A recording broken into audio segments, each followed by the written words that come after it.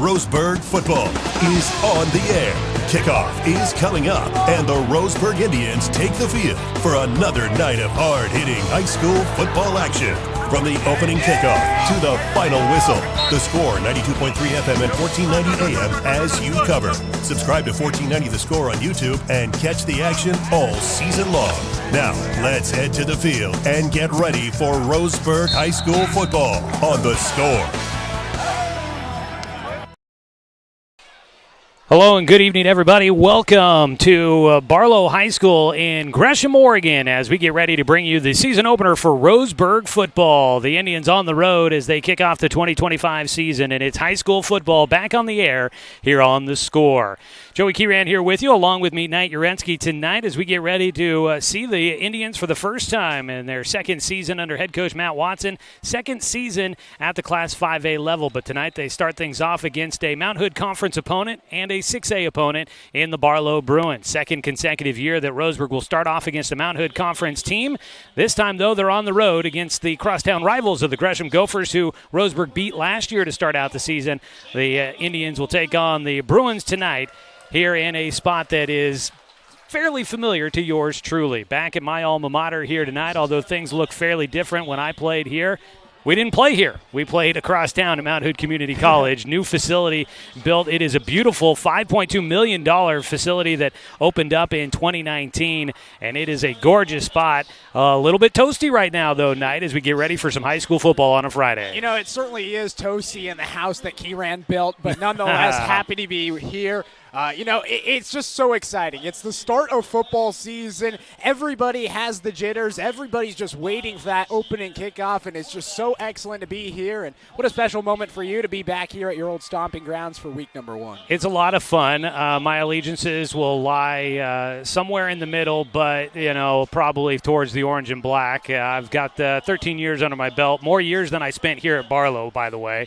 Really? I thought it was 12 years for Didn't sure. take me that long to graduate from here, but it is pretty sentimental. A chance to come back here, see a lot of familiar places, not as many familiar faces from the area. It has not been, it's been a while since I've been in high school, so don't know if there's many folks that from my time still roaming the halls here. I think there are a few, but not many. Looking forward to it here tonight as Roseburg kicks off the 2025 season. Welcome into the Roseburg Disposal pregame show, everybody. It's great to have you with us. You can let them make the run of the dump for you. Give them a call at 673-7122. Coming up here during the pregame show, we're going to get a chance to talk with head coach Matt Watson. We'll have that coming up here next. That is our Bowers Industrial pregame coaches interview. Bowers Industrial, proud supporter of our local community and youth sports. We'll have that for you coming up when we return. But, Knight, it's just always exciting to get the first one under our belt as well as for the team to get the first one under their belt.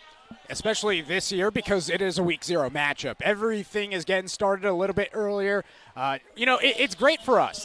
This is our first go at everything, and we're starting a week earlier than scheduled. And I think we're excited up here. I can only imagine the emotions these players are feeling on the field right now, especially these seniors working so hard to get to this point, and they embark on their senior season now after a winning year last year in 2024. We'll talk more about that. Winning season last year. What's the next goal? What's the next step that this Roseburg football team takes? We'll have that conversation with head coach Matt Watson when we return. Your Bowers Industrial pregame coaches interview coming up next here on the Roseburg Disposal pregame show. Live in Gresham at Barlow High School, along with Knight Jarecki, I'm Joey Keeran. This is Roseburg football here on 541radio.com and on the Score 92.3 FM at 1490 AM.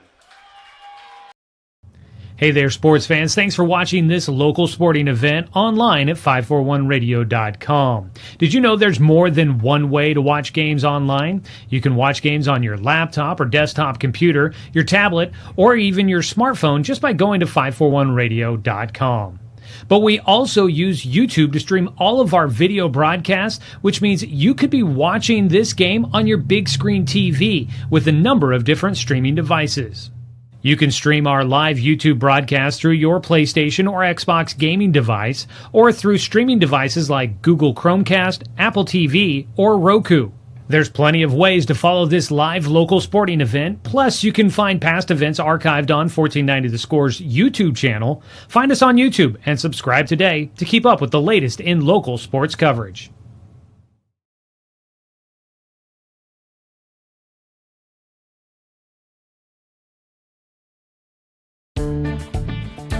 For over 100 years, Douglas County Farmers Co-op has been serving the needs of farmers, ranchers, and homeowners throughout Southern Oregon. Here, everyone is welcome. When you shop with us, you can expect good people, good products, and good advice. No membership needed. Just bring yourself, and we'll provide the expertise and products you need to tackle your next project. Douglas County Farmers Co-op, where everyone is welcome to shop. When the first Cascade branch opened in 1948, things were a lot different here. The fact they're still here says a lot about the way they do business. Staying in business for 75 years requires the cooperation of generations. It's the desire to learn and grow with your community. My account number is only 5 digits long. What that tells me is that this is a local credit union. Cascade Community Credit Union would like to thank you for 75 years of growth and support here in Douglas County.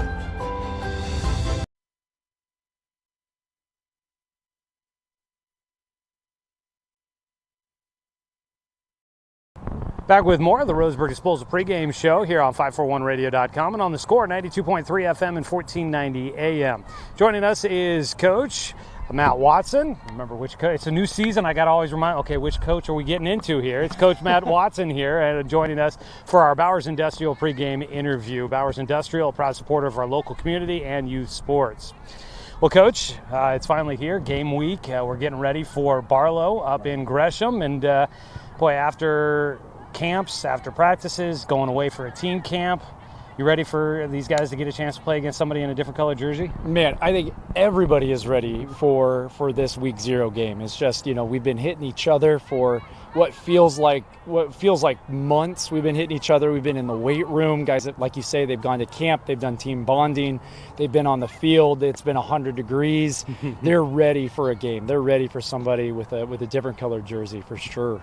How has been the off-season buy-in? I know that every coach wants to see guys there all summer long lifting in the weight room, but there's a lot of life that happens for high school students during that summer. How have you seen these guys kind of buy in for trying to improve just, maybe another step better here this year under year 2 of Coach Matt Watson? Well, I think what's great is that kids they're busy during the summer, and they've got a lot. They do have a lot that's going on. The communication over the summer has been great. Kids are off playing baseball. Kids are playing basketball. Kids are in the weight room. I mean, what's been great is that it's not just football that's in the weight room all summer. So I mean, I was in there with cross country runners. They were working out. Wrestlers were in there working out. Just a lot of different groups in there just trying to improve. And so as far as the buy-in goes, it's just as coaches, as we've been cooperating with one another and trying to do what's best for our student athletes. The kids feel that support, and they then are coming out to work harder, and it's showing. And groups are starting, they're really starting to come together as one whole group instead of separate groups that develop over the summer. Instead, it's like, no, we've been lifting all summer. We as a team have been lifting, and so it's great to see them come together as a team. What, through the last couple of weeks, you've gotten an opportunity, obviously, with the early week 0 game, you guys kind of condense what you were able to do in the preseason. How is that process? Let's start there. How is that process with a week 0 game kind of changed or sped up what you guys have been looking to try and accomplish? Well, it sped things up, but now I feel like we're getting to that opponent sooner. Rather than last year, it was even more where we were ready for an opponent. And so shortening it up this year, I think is helpful. We have a year of this offense under our belt, this defense under our belt, and so there's less install and more perfecting, if that makes sense. And so the shorter preseason has been great. It's the first time I've ever done a week 0. So I think the kids are excited about it. Plus they're a little excited about that. I think it's a week 6. They're a little excited about that bye week too. Yeah, it's kind of nice. And I mean, was that an added benefit of trying to add this week 0 game and trying to go a little bit earlier, is being able to have a moment where these guys can maybe decompress during the season, not have that week in, week out stress of always having to be right on top of their game? Yeah, absolutely. We're not trying to peak in August, right? There's a reason why every other level has bye weeks throughout their season, is because this is a physical game, and we're asking our kids to play a violent game in a really safe way, but it's violent and it's hard. And so being able to build to that point, be able to take a breath, be able to take some time for reflection and work together as a team. We're going to have some team bonding activities there. We're looking forward to it. I think it's only going to make us better and help us hit our stride into the postseason. What has stood out to you so far with this team through the first couple of weeks? Obviously, I know you came from the offensive side of the ball, so your focus might be there a little bit, but as the head coach overseeing everything, what's kind of standing out out there on the field and that you're seeing from these guys early on? Well, we graduated 21 seniors. We have 18 seniors this year. 5 of them have consecutive varsity reps, consecutive varsity games, and those seniors have just taken off. I think that's what stood out to me, whether it be Corey leading the offense or Gibby leading the offensive line, or Dre and Paxton Burke leading the defense. And I mean, they have just taken off. They've shot out like a rocket, leading our offense, leading our defense, helping getting guys in the right spot, bringing the energy, playing the game in a real physical way. That's really stood out to me, was that where before there might have been some hesitancy because it was new. Now it's just, let's go run through a brick wall for each other is what they're doing. They're doing that for each other, which is awesome. And do you feel like, year 2, like you said, these guys all have a year under their belt with kind of how you wanted the system to run and how your coaches wanted their position groups and their side of the ball to run. You feel like it's been a little bit more fluid for these guys, and I'm sure the off-season stuff has really helped these guys come in and be able to maybe be a step ahead of where they were a year ago. Yeah, I think so. And, as coaches, we communicate and we're getting on the same page. We have a lot of coaching experience in that coach's office and a lot of different perspectives. And it's been some real healthy discussion about how we should do things and the way that I line out a practice plan, and the coaches have bought in, which means that the players have bought in, and I really feel like we're firing on all cylinders. Well, this week it's the Barlow Bruins, and I promise you I'm not going to be wearing any blue and gold. It is my alma mater, so it'll be orange and black up in the booth there for us on Friday night. But, looking at the week 1 opponent, I know there's not always a lot known about an opponent first week of their week 0 opponent. Not a lot known that first game of the season. You obviously can get some tape from last year, but kind of what have you seen about this team? What are kind of some of the things you guys are focusing on as you prepare for the Barlow Bruins? Yeah, I think if we can stop the run, I think everybody always says that, right? You got to stop the run. That's, we want to be able to put them in a situation where they want to throw the ball. We feel real comfortable with that. We've been able to watch film from last year. I think they're a fast team. They're a physical team. They've got guys on the outside that really have motors, and it's going to present a challenge for us. So our kids really have to be disciplined with their first steps and getting their head on the correct side. And I think if they're disciplined, then things will end up in our favor. But we have to be disciplined because, man, those guys have motors. That's for sure. And we've talked about how it's maybe a bit of a condensed pregame or preseason for you guys getting into this one. What do you hope to see out of your guys? I mean, you mentioned discipline, and these guys got to be kind of knowing what their responsibilities are.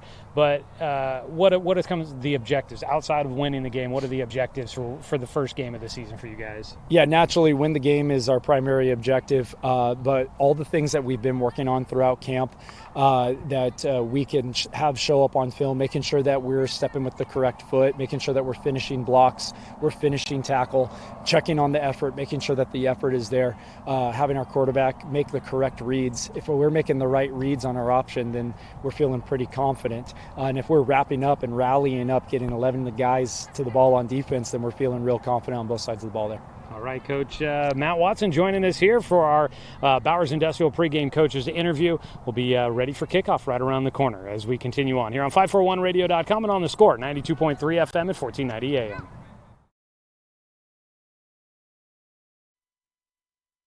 Looking to expand your portfolio? Consolidate your investments with Palm Wealth Management. Our trusted team makes it easy to diversify and track your investments. Let Palm Wealth Management coordinate your financial strategy. Call Palm Wealth Management today. Successful companies have a very important secret. Good advertising works and makes them money. That's why your business should contact Lotus Media Group. Let us help you cash in with multimedia advertising. Multiple touches from Douglas County's only Google certified partner and most effective advertising platform. Web, broadcast, print. Make it happen. Lotus Media Group LLC.com.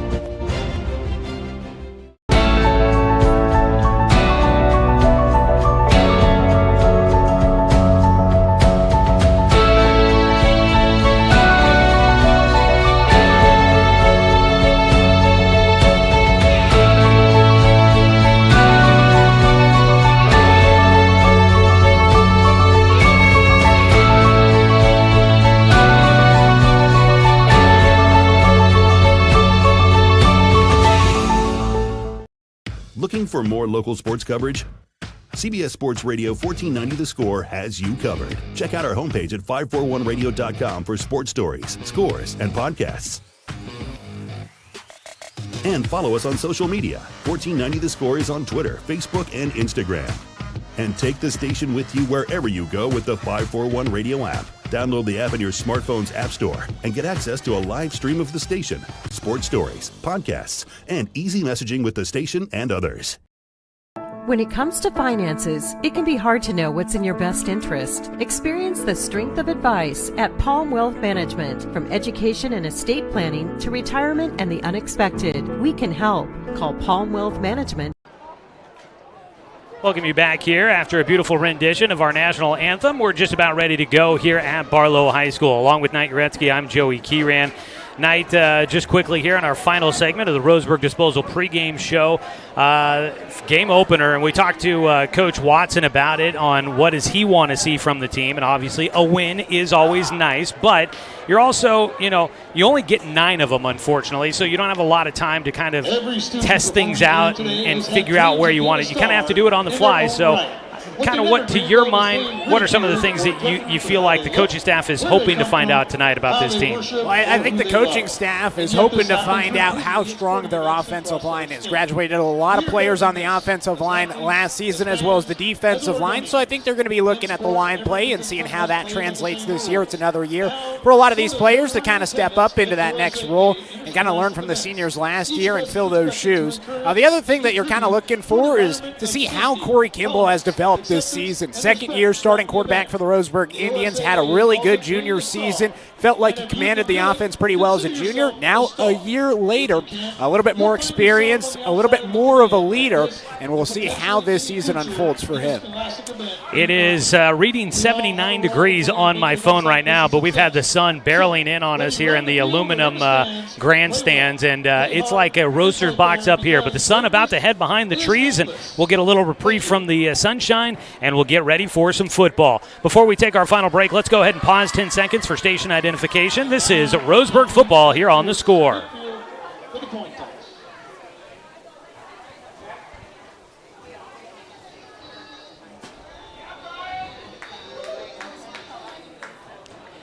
Take a 1-minute timeout. We come back with the opening kickoff when we return on 541radio.com and on The Score, 92.3 FM and 1490 AM.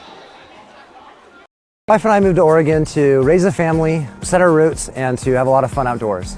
We quickly realized that we needed a truck or a rig for the projects that we were doing in the backyard. When we were looking to find a place to finance our truck, we asked our patients, and everyone recommended Cascade Community Credit Union. It was so easy to work with Cascade. Everything was done via email, phone, and we didn't even need to go in. I can't wait to finish up the projects in the backyard, go on more adventures in our truck with our boys, and I look forward to working with Cascade again in the future. Are you an enthusiastic sports fan? Want to have fun and get in on the action? Heck, yes, that'd be awesome. Have great attention to detail? Want to stay active? Definitely. Want to give back to the student athletes in your community? Obviously, yes. Then you'd make an excellent high school sports official. We need more officials in Oregon, because with no high school officials, there are no high school sports. Sign up today at highschoolofficials.com.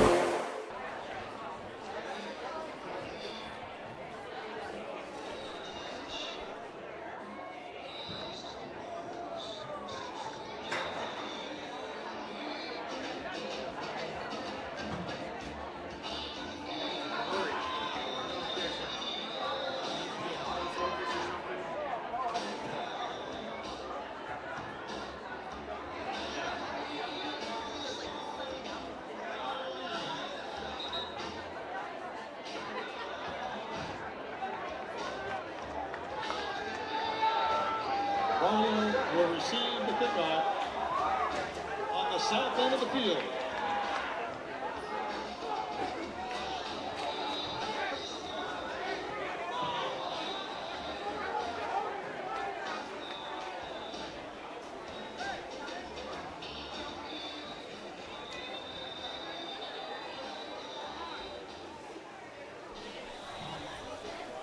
Well, it's just about time to go. The Barlow Bruins will receive the opening kickoff to tonight's ball game. Taking a look at their offense, led by second-year coach Steedman Andreen. He went 3-6 in his first year with the Bruins. 13 years of coaching experience before taking over the program here for Tracy Jackson, who retired. Andreen takes over, and he'll put together a starting lineup that has Carson Schmidt, a sophomore that'll be the quarterback tonight. Sophomore, 5'11", 165 pounds. In the backfield, an honorable mention all-league selection and senior Caleb Meyer at 5'9", 165 pounds. Up along the front line, you'll have Evan Farrow, Brody Seibel, Nolan Harrop, Caleb Batiste, and Garrett Sales. And then your skill position guys as a tight end, Drew Miller, and then Nate Hagblum and Steven Amadio, your wide receivers. Your starting lineup tonight brought to you by Southern Septic Service. From residential to commercial, Southern Septic Service has your behind covered when it comes to septic tank pumping and inspections, portable toilet rentals, and grease trap cleaning. Southern Septic Service is woman and veteran owned and a proud supporter of our local sports teams. Getting ready to go on the opening kickoff for Roseburg. It is Remy Huerta, a senior, that'll be the kicker this year. Right-footed kicker ready to put his boot into it. He approaches it at the 40, kicks it away right to left on your radio dial. It'll go down to the 10-yard line, fumbled a bit, but the return man picks it up, finds a seam up the hash marks, will get out to the 30, and will start well on the return for Caleb Meyer. He will get Barlow out to their own 30-yard line, and here we go, Knight. We are underway in the 2025 season. Man, it's just so exciting. You can feel the energy in the stands already on the opening kickoff. We are finally here. Football season is back. Schmidt will lead the offense out as the sun starts to set. The field's all in shade, but the grandstands here on the home side, they are not. It'll be a shotgun snap for the sophomore quarterback with one man behind him. He'll move a man in motion left to right. And setting up on the right side, two targets that direction. Turn, handed off left side, running over the guard tackle and unable to get much there. Filling the gap, Roseburg's front line steps up to stop Caleb Meyer on the first possession and first play of 2025. We were talking about it before the game, about what this coaching staff will be looking for, and we were talking about the defensive and offensive line play. Really good job up front from the Roseburg defensive line on the first play. The D-line, Colby Batchelor, Peyton Sharpless-Tate, and Aiden Nutter up along that front line, three-man front. It was on the right side with, I believe, that's Batchelor and Sharpless-Tate that filled the gap on that first run. They'll try to run over the left side of the offense again. Stutter step back to the right side. Tripped up at the line of scrimmage and a short gain once again for Meyer. He'll fall forward. Actually ends up picking up 5 on the play. Really got stood up and he got lost in that pile and ends up finding his way out to the 35. Didn't look like Roseburg's defense gave up much, but ultimately did fall forward and got those extra few yards. Meyer will make it 3rd down and 5. Got to get to the 40. Sticks on the far side with the digital readout on 3rd down. That's kind of cool. They'll set up in shotgun the pistol formation. 2 targets to the right side. They'll turn, fake the handoff, pressure in the backfield. Ball comes out late. Jumping on it is Meyer. He'll cover it back at the 31, 32-yard line. But the sophomore in the backfield had pressure, tried to spin out of it, got hit again, and the ball comes squirting out. Incredible first drive for Roseburg's defense. Not a lot going for Barlow as the defensive line got to the backfield in a hurry on each of the plays, and so far a good start defensively. Yeah, that was a nice job there for Roseburg. It'll be a fumble and a tackle for loss back to the 32-yard line. It'll be a loss of 3 for Schmidt. They'll punt it away. Not a great punt, angled to the near sideline. That's the Barlow sideline, and it goes out at the 43-yard line.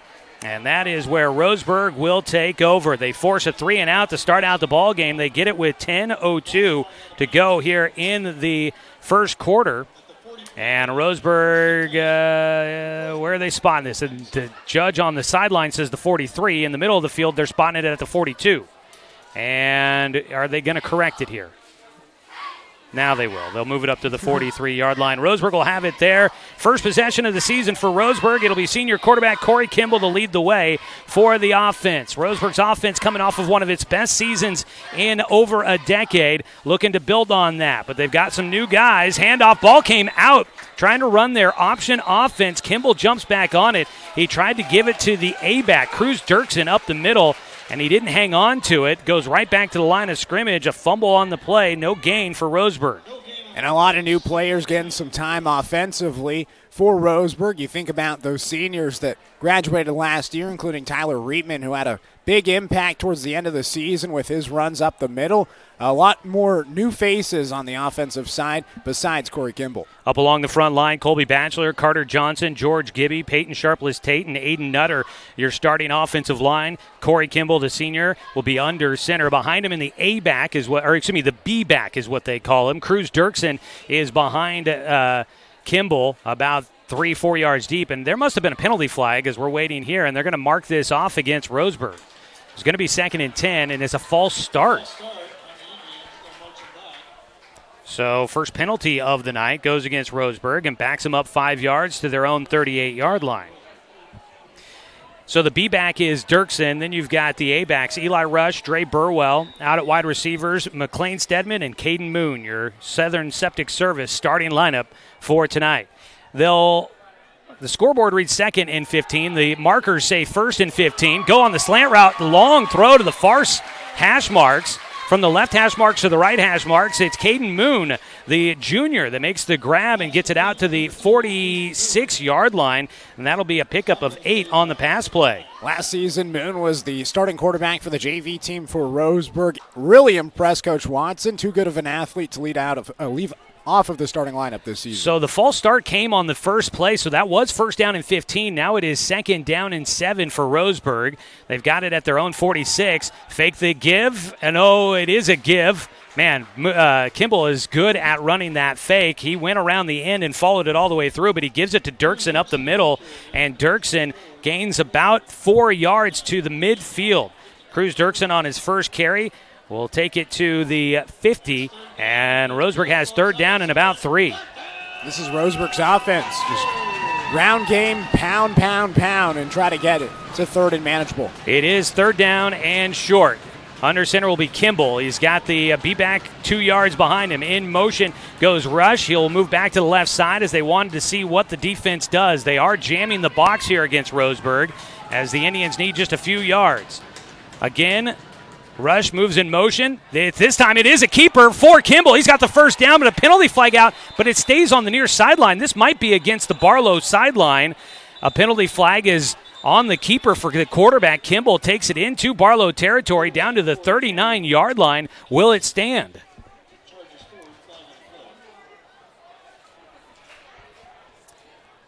I'll wait to see what the call is, but that penalty flag came out right on the sideline, and it was almost as if the sideline judge, it is a sideline penalty, or is it a warning? Well, it's a warning Might for the be first a warning. one, but a warning early on. Now anytime the remainder of the game, and we're only a few minutes into this ball game, then that's a penalty against Barlow. That's 11 yards on the carry for Corey Kimball. First down of the season for Roseburg. The quarterback back under center. Everyone tight to the line in this option offense. They'll pitch it, trying to stretch it left and tracking him down. Nice job by the defense for Barlow. In the backfield, Caleb Perry, the senior, gets in there, fights off the blockers, and he'll track down the ball carrier from behind. Now, last season for Roseburg, it was a lot of Caden Austin in those situations when he wanted to go east and west and try to stretch the defense. This time, their first opportunity to go outside, and really good job from Barlow defensively to sniff it out. The tackle for loss takes him back to the 41-yard line. That's a loss of 2 for, it was Graham Fisk on that carry. Kimball will go up under center. He's got one man in the backfield with him, looking to pass, going down the seam route. It's caught, racing, end zone, touchdown, Roseburg, and the Indians will strike first. Going to Eli Rush, out of the backfield, down the seam route to the house, and it's 6 for Roseburg. What a beautiful pass from Corey Kimball, able to feed it right up the middle, down the seam, and drops in a perfect pass for the opening touchdown. That touchdown pass goes to Eli Rush. And that goes for 41 yards to the house. They'll set up for the kick. It's Huerta for the PAT. The right-footed kicker gets it away. The hold was a little wobbly, but McLean Steedman gets it down just in time for the extra point. And Roseburg will lead this one 6-0, or make that 7-0 on the extra point. We take a 30-second timeout here on 541radio.com and on the Score, 92.3 FM and 1490 AM. Time for pizza. Make it Mountain Mike's. We only use the freshest ingredients, like our zesty pepperoni that curls when it's cooked to perfection. And don't worry, we put enough on every slice. Mountain Mike's. Pizza the way it ought to be.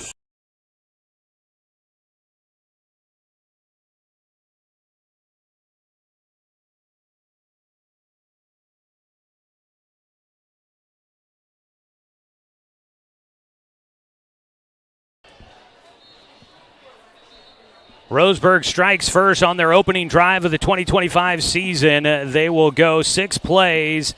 They'll end up covering a total of 57 yards, some penalty yardage in there. But they cover the 57 yards in 6 plays. They do it in less than 4 minutes off the game clock. A 41-yard touchdown pass from Corey Kimball connecting with Eli Rush for the first score for Eli as a varsity player. The kick by Remy Huerta. His first PAT of the season is good, and it's 7-0 with 6:24 to go in the ball game. Today's contest brought to you by Barnes Heating and Cooling, your complete energy company. Visit barnesheatingandcooling.com or call them at 541-459-1545. Huerta will kick it away again as Barlow will get the ball for a second time. Along with Knight Jarecki, I'm Joey Keeran here for you tonight. Thanks, everybody, for tuning in and joining us. I hope I did share the broadcast link on a Sam Barlow Facebook page that I'm a part of as an alumni. And, yeah, maybe we got some of my – I saw some familiar names from high school that liked the post, so maybe they tuned in here tonight. Short kick goes to the far side at about the 22. The return man weaving back to the middle of the field, tucks it in as he gets to the hash marks at the 30.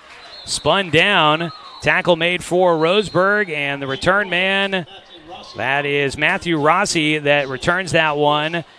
It'll be to the 32-yard line is where they give it, but it seems as if there might be a penalty flag out, but I don't see one. Yeah. Oh, it's right there at the 39, far side of the field. So we'll wait to see what this penalty flag is about here early on in this one. Really nice tackle, though, from Graham Fisk. Open field tackle, able to grab the ball carrier and slam him to the ground. That's what you want to see in game number 1, just good, strong tackles. Aggressive play, you can fix some of the mental mistakes or the miscues you might make, but if you have 100% effort, it was Aiden Nutter that told me you can fix miscues, you can't fix effort. So if you're out there going 100%, that's something that, we can deal with that. We can fix the things if you mess up. We can get better at that. Penalty does go against Barlow, and it looked like it was back at the 20-yard line is where they counted off, so it'll go back to the 10. So half the distance back to the goal line, a 10-yard penalty. Barlow's first penalty of the night, and they start this drive at their own 10-yard line. Carson Schmidt was tackled, sacked, and got stripped. He will be back there, out there at center in shotgun with Caleb Meyer behind him. He'll move Drew Miller from right to left across the formation. Hand it off to Meyer, trying to run outside to the right. No real room, but he does make a man miss. Stays on his feet, stays in bounds, and he will end up gaining about 2 on a nice effort. He stretched that play and was able to shed a few would-be tacklers. Boy, Roseburg's defense looks really strong to start this ball game. It just feels like the defense is swarming right now. Everywhere where the ball carrier goes, the defense is getting there in a hurry, and it's not just one player, it's many players getting to the ball. Gain of 2 for Meyer on his 3rd carry of the night. 2nd down and 8, ball on the right hash mark for the Bruins in their blue tops, their gold pants. Numbers in gold, outlined in white on the front and the back, and on the shoulders. They are marching left to right on your radio dial for those that are watching. Fumble on the shotgun snap, and it's going to be Schmidt just trying to make something out of it. George Gibby in the backfield is going to be the one to spin him down back at about the 5-yard line. Just a broken play after the fumbled shotgun snap. Schmidt tried to do something with Meyer lead blocking in front of him, and there was just no room as Roseburg's front line able to get in there. And Gibby just swallowed him up, wrapped his arms around him, and got him to the ground. Again, another really nice example of how to tackle a ball carrier from Roseburg's defense. Not a lot of missed tackles so far.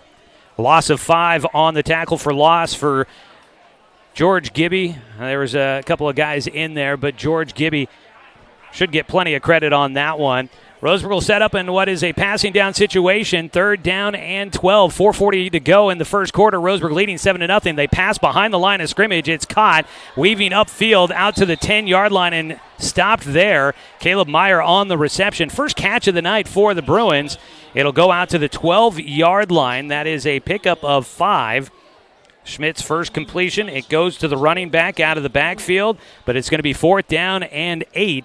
And here comes the punt unit once again for the Bruins. Another play where you get 3 Roseburg Indians getting to the ball carrier and getting them down to keep the damage at just 3 yards. Really good defensive drive once again for this Indians defense. Sophomore Matthew Rossi, the punter from his own end zone, steps in front of the goal line as he gets a nice high wobbly kick, waving for the fair catch.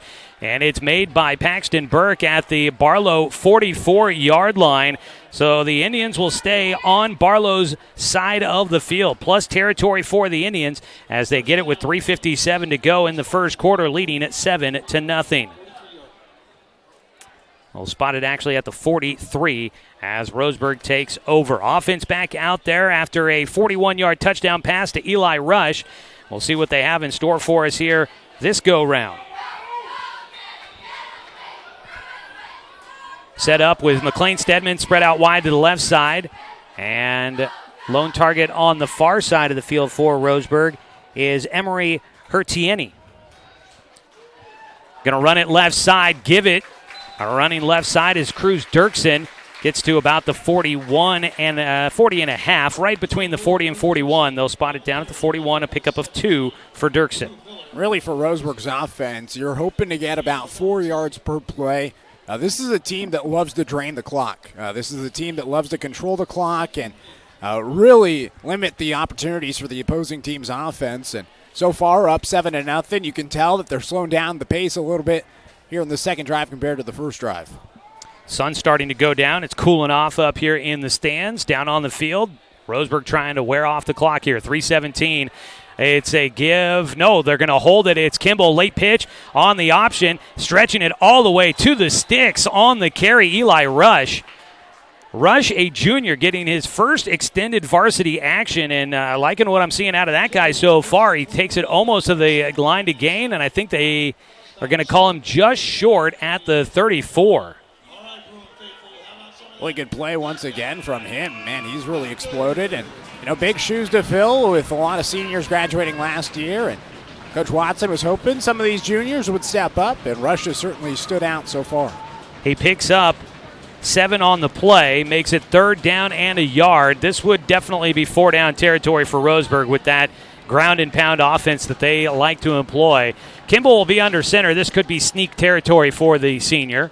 They do pack the middle of the defense. Give it to Dirksen, and he will find a seam, splits through, and he'll pick up the yardage needed to move the chains. Cruz Dirksen, the senior, slips right through, picks up the first down, keeps the drive going for Roseburg. That's exactly what Roseburg wants on each of their first down opportunities. Get a few yards, and second down, get closer to the sticks, and then you set yourself up 3rd and manageable, and that's exactly what they do there. Killing some more clock, moving the chains, and really taking control of this game. Did so defensively, and now offensively, it's them finding more success. They are not going to give him credit for much more. Just a yard there on that carry for Dirksen. We'll spread 2 targets to the left side of the formation. Out wide is Steedman. It's going to keep her over up the middle. Man, Corey Kimball is going to just do this to me all season long. He does a great job of just continuing the play after handing it off. This time he gives it over the right side. Dirksen on another carry, and he picks up good yardage on first down. They'll put him down to the 27-yard line. That's a pickup of 6 on the ground for Dirksen. And if you're getting fooled up here, I can only imagine the players down there are getting fooled as well. It's that extra year of experience, a full season under his belt, and the senior year for Kimball is kind of a magician out there. Out left, it's Steedman and Moon. In the A-backs, rush. And in the backfield, handed off, running over the right side of the line, trying to gain some short yardage. Eli Smith will get a carry. Trying to get familiar with all the new numbers for this Roseburg team.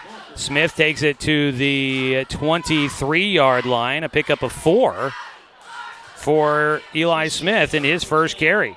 And it's really close to the first down, but they're going to mark it just shy of it. So another third down coming up for Roseburg's offense. Smith in the B-back on the edges of the line. You've got Rush on the left side, Dre Burwell on the right side. It's a keeper this time for Kimball, just going right up the gut. He didn't try to fake any handoffs, didn't try to go around the edge. He just followed the center, George Gibby, up the middle, and he's got enough for the first down as he takes it to the edge of the red zone, down to the 20, a pickup of 3. And this is just the drive that Roseburg wants. Look, they've just marched. They've taken 3 downs to get a first down and move the chains. They're eating up the clock. It's under a minute to go in the first quarter. This drive is going to be about 4 minutes total and send us to the second period. And depending on how this goes, this could be the final play of the first quarter. They will set up 1st and 10 from the 20.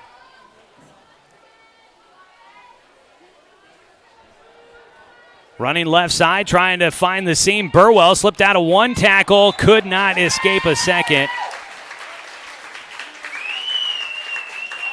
And you're right. I got fooled on that one, on the fake pitch. Or on the pitch. Burwell back to the line of scrimmage on that carry. And like you said, this might just do it here. First carry of the night for Dre Burwell, the senior. Coming off of 36 carries for 202 yards and a touchdown last year. His first one goes for nothing. He's got 2nd down and 10. It looks like that's going to do it for us here in the first quarter as Roseburg seems to be letting the clock run out. There it is at the end of 1. It's 7-0. Roseburg in front of the Barlow Bruins. In the season opener for both teams, we take a 1-minute timeout here on 541radio.com and on the Score, 92.3 FM and 1490 AM. Quality Fences, doing it right for you. Just ask your neighbor. They reflect a style as unique as you are. They make first impressions. They provide space, add lasting beauty and security. Quality is a reflection of who you are. That's why all your fencing projects begin here. Quality Fences, doing it right for you. What rhymes with great? Participate. Where does greatness start? Here, in the classroom. On the stage. In the pool. On the field.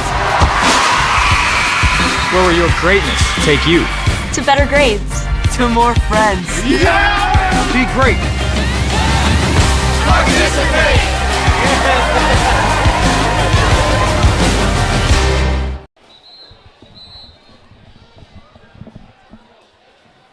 Start of the second quarter, Roseburg leading 7-0 over Barlow. Tonight's game brought to you by Flyway Travel. Contact the travel experts at Travel Leader Flyway Travel. Make sure you have an agent in your corner. Call 541-672-5701.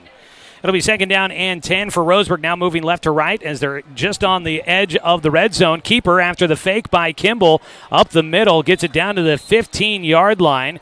So the quarterback doing a nice job of staying on his feet, following his blockers, and just finding that seam. It's just, it's not like he's got wide open lanes to run through. He's just bouncing his way up the field. Cuts it in half, makes it more manageable here on 3rd down. But overall, great start for Coach Watson and the Indians. 5-yard carry for Kimball. He's up to 19 on the night. He'll set up under center. He'll give it to Rush going over the left side, but he gets stood up on some of the big bodies up in front from the right side of the D-line. Dane Gallant, the senior, helping make the stop. A short gain on third down for Eli Smith. Smith goes about 1 yard to the 14-yard line. Kind of no man's land. Looks like they're going to go for it here on 4th and 4. I'll see if they stick with it.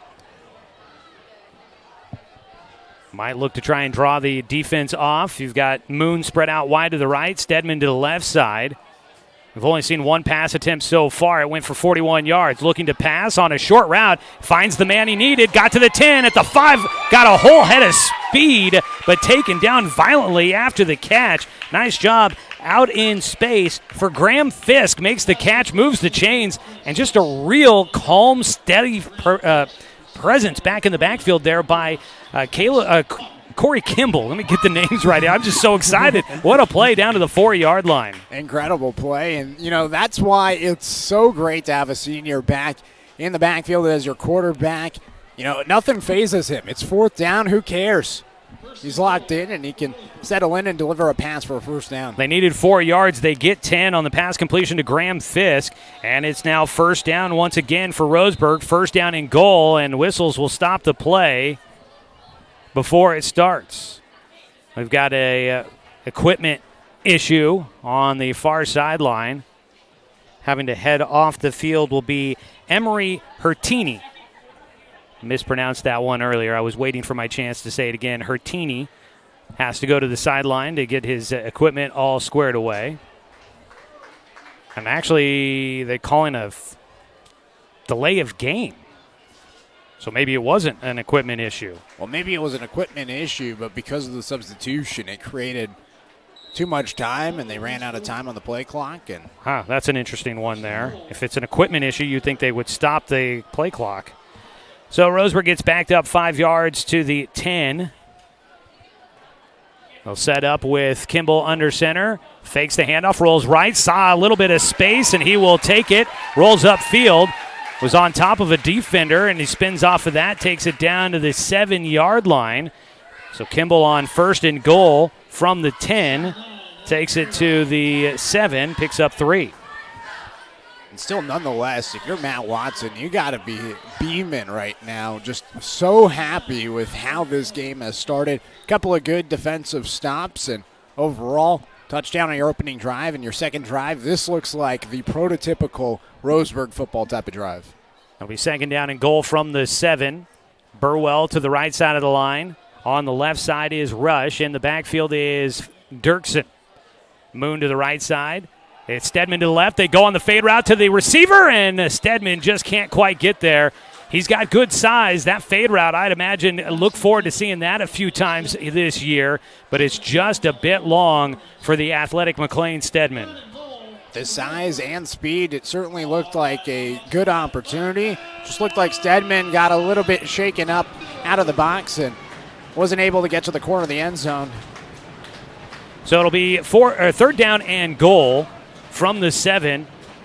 That's the first incompletion on 4 attempts for Kimball.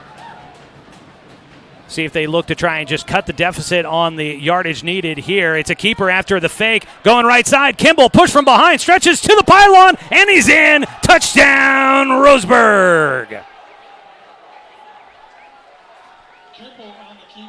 Corey Kimball goes over the right side on the quarterback keeper. He faked the dive and then keeps it himself, takes it to the end zone for his first score of the season. From 7 yards out, the Roseburg Indians add another score. God, he mentioned it earlier, just him being so calm and collective. Again, third down and 5 doesn't faze him. Executes it to perfection. So in for the touchdown is Kimball. Here comes the PAT unit again. The holder, Steedman, will try to set it down for Huerta, who kicks it away, and he sneaks it inside the left upright to make it 14-0. Roseburg in front. The Indians take a 2-score lead with 9:10 to go here in the second quarter. We take a 30-second timeout here on 541radio.com and on the Score 92.3 FM and 1490 AM. We are Douglas County Farmers Co-op. but we're not just for farmers. We serve all residents of Douglas County because we are Douglas County. Stop by today for everything from a tank of gas to a bite to eat anytime you're hungry. Pick up something for yourself, your home, and those you care for. Celebrating 100 years of service, Douglas County Farmers Co-op. Good people, good products, and good advice.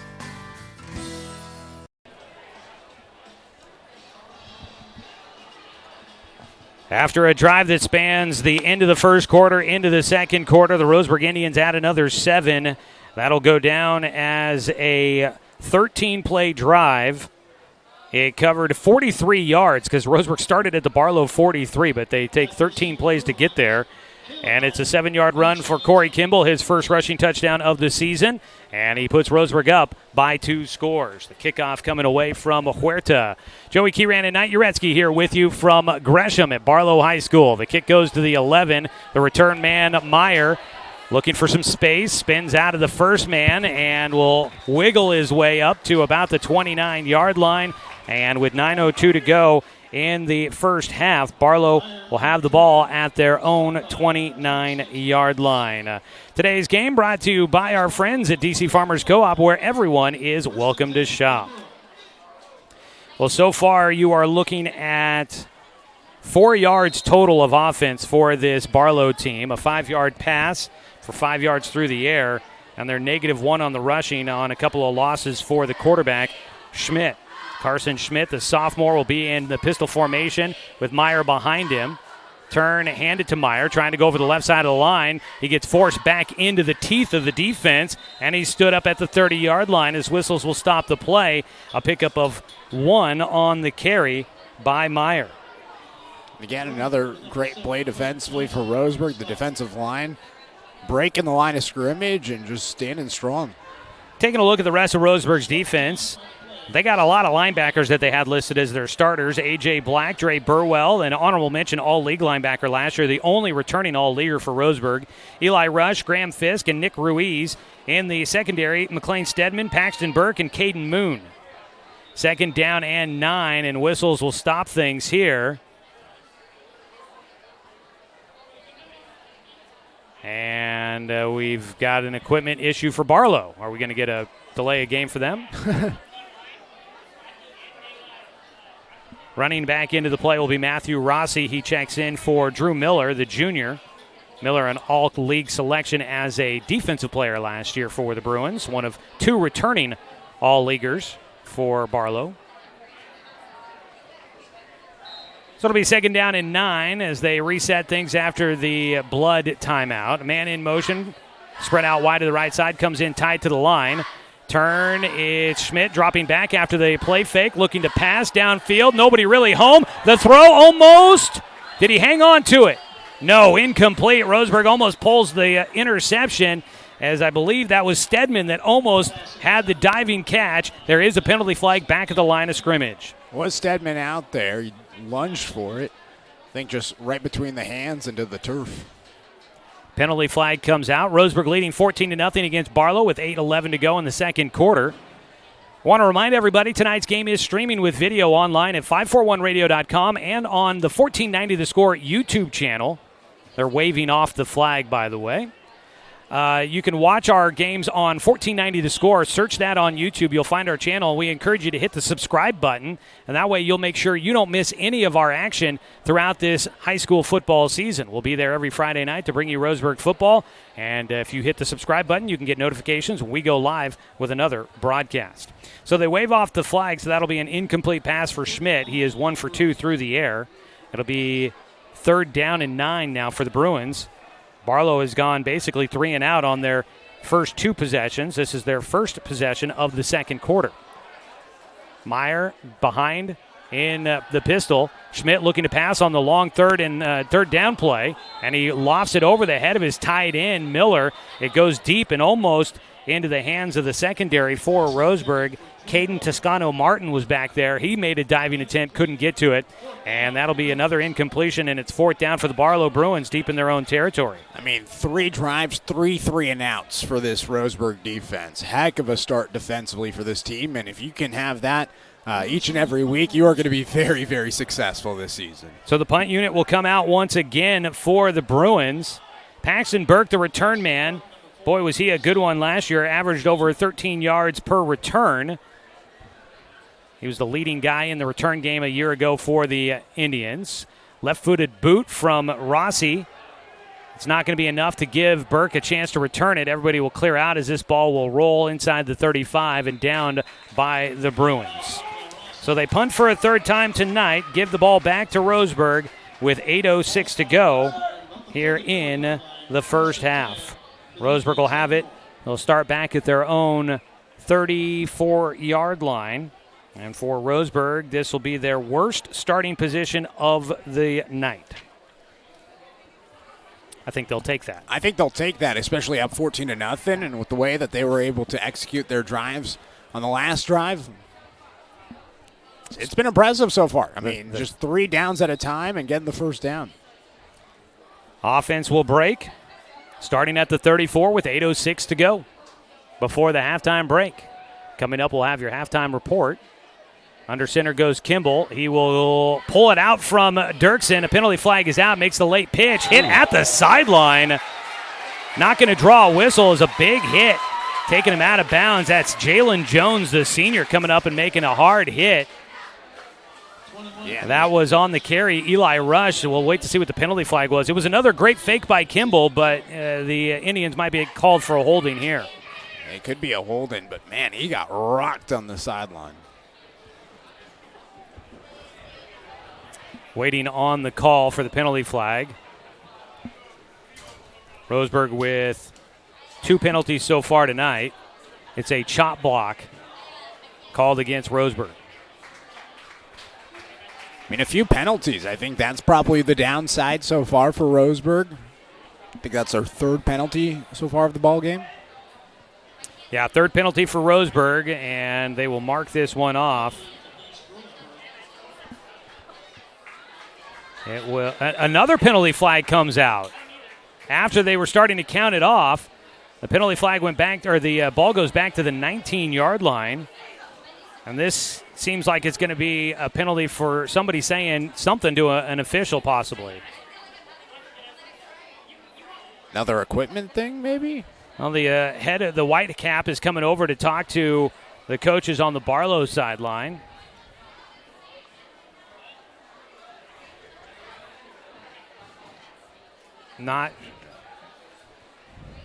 Didn't really get an explanation as to what that last penalty hanky was about.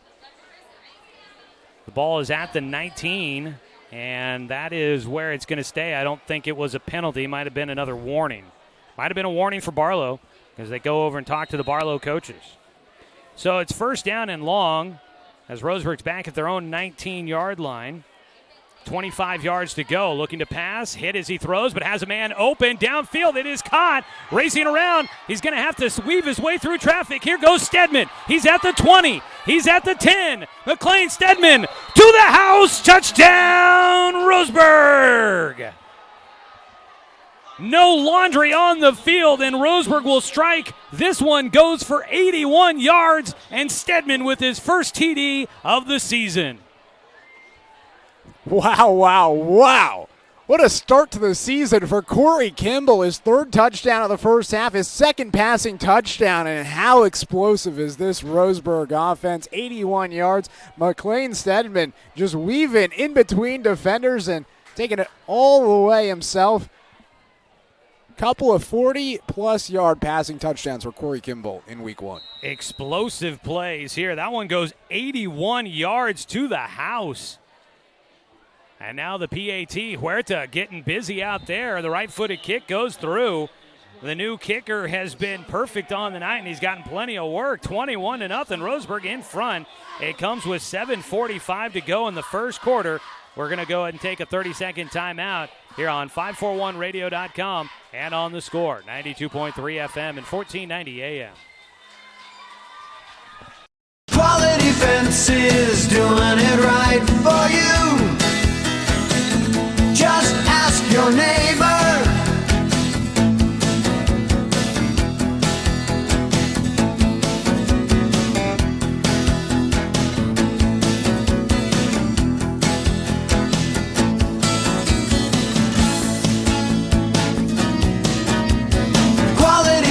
fences, doing it right for you.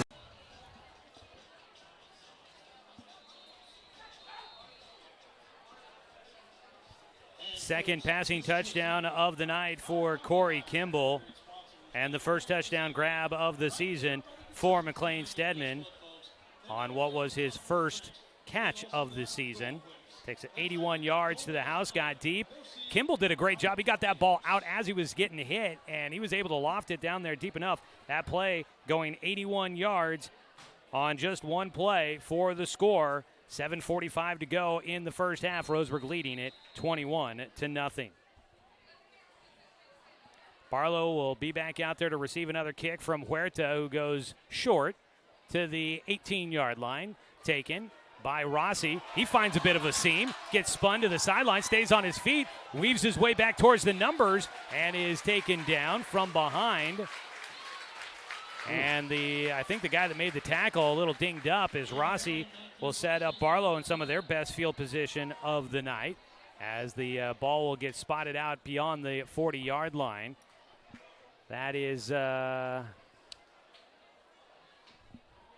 man down for Roseburg.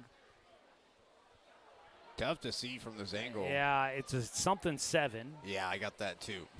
I think it's 87, but there is no 87 on our roster. It is number 87. Kind of feel like he might have just gotten the wind knocked out of him here. Yeah, the only other thing that I can think of is with the way that he grabbed him, he kind of put the body of the ball carrier on him as he kind of grabbed him and then took him with him to the ground, and maybe that guy landing on top of him did some damage. I don't know. Lindsey Cockrum out there to address to him as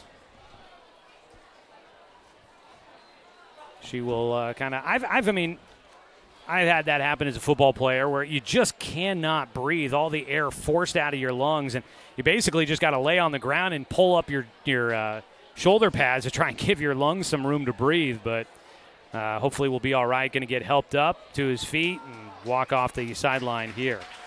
Tonight's game brought to you by Cascade Community Credit Union, belong to Douglas County.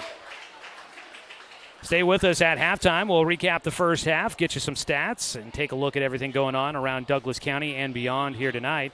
It's the Abby's Legendary Pizza halftime report coming up. So able to walk off under his own power. Seems to be all right. Looks like maybe just had the wind knocked out of him. Glad to see that player able to make his way to the sideline.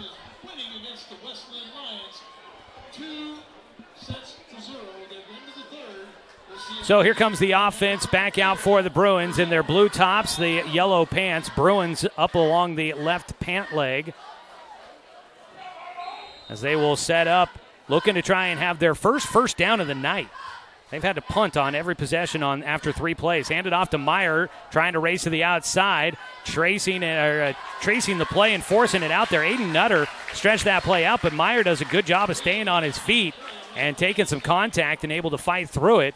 He'll stretch that one out to the 50-yard line, and this is the first time tonight that the Bruins have been at midfield. I mean, that was probably the best offensive play they've had so far today. It hasn't been pretty offensively to start for Barlow, but something for them to potentially build on. They pick up 6 on the play, and it is, in fact, the longest play of the game for the Bruins. It'll be 2nd down and 4 as they will spread things out. They've got one man to the left side of the formation, Steven Amadio, a sophomore. Man-to-man coverage on him out there. Shotgun snap with 2 backs in the backfield. The blocker staying in, trying to weave up the middle.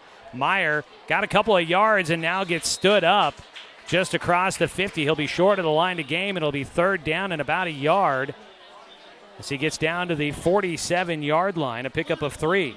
I think Gibby got there first, but you can see the aggressiveness. It looks like the Roseburg defenders trying to go for the strip.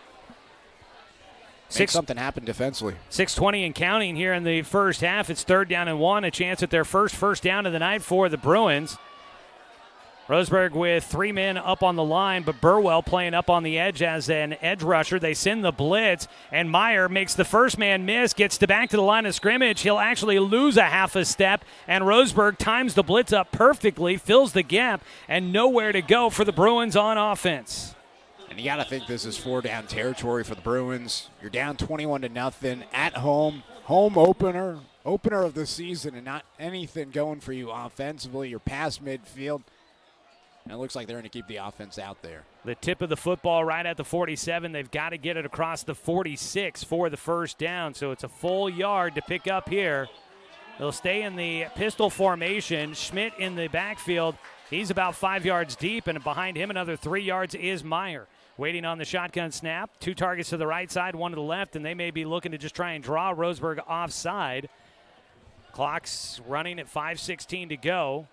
Schmidt now gets the low shotgun snap. Meyer left side. He does find the seam, and he's got the first down as he backs his way across the 45 down to the 41-yard line, and it's the first down of the night for the Bruins. Man, he had to earn that. Picks up 5. I put him at the 42. Actually, sorry, no, they've moved that back even further. It's back at the 43. So only picks up 4 on the play.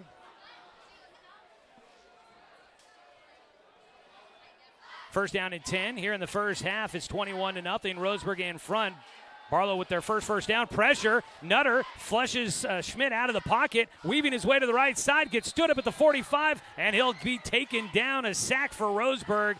Back to the 45-yard line.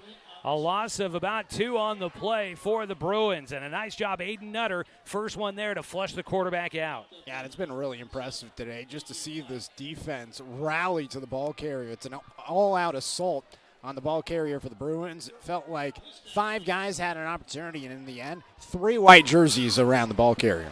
Roseburg wearing the what looked to be new white jersey tops.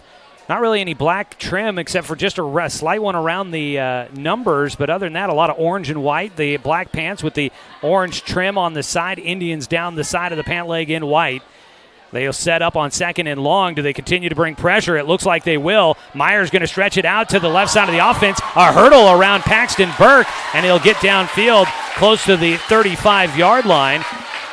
He takes it to the 36. Will pick up 9.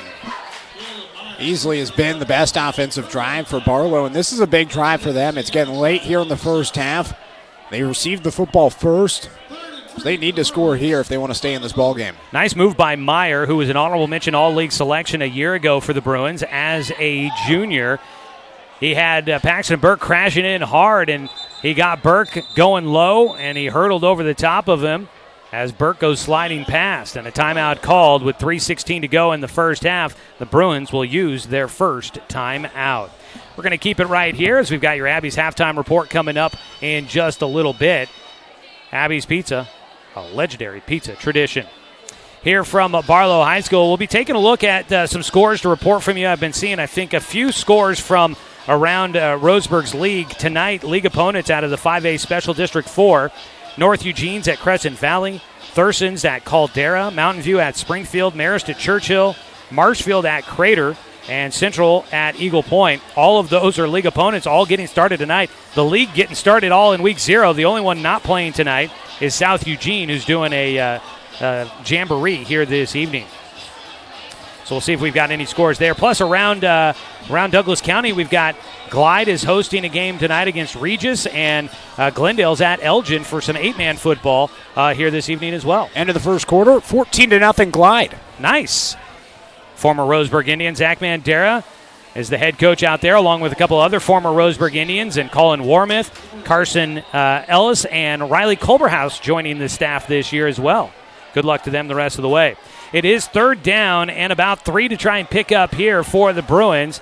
Schmidt in shotgun. He's got a back tight in, tight to the line. Fumble on the shotgun snap. Pressure in the backfield, and he's just going to have to tuck it and fall to the turf. The new turf, well, not maybe as new as it was at one point, but this new facility here at Barlow High School, just less than 5 years old, or around, let's say about 5 years old. I keep thinking it was 2020, but it was 2019 when they put it in.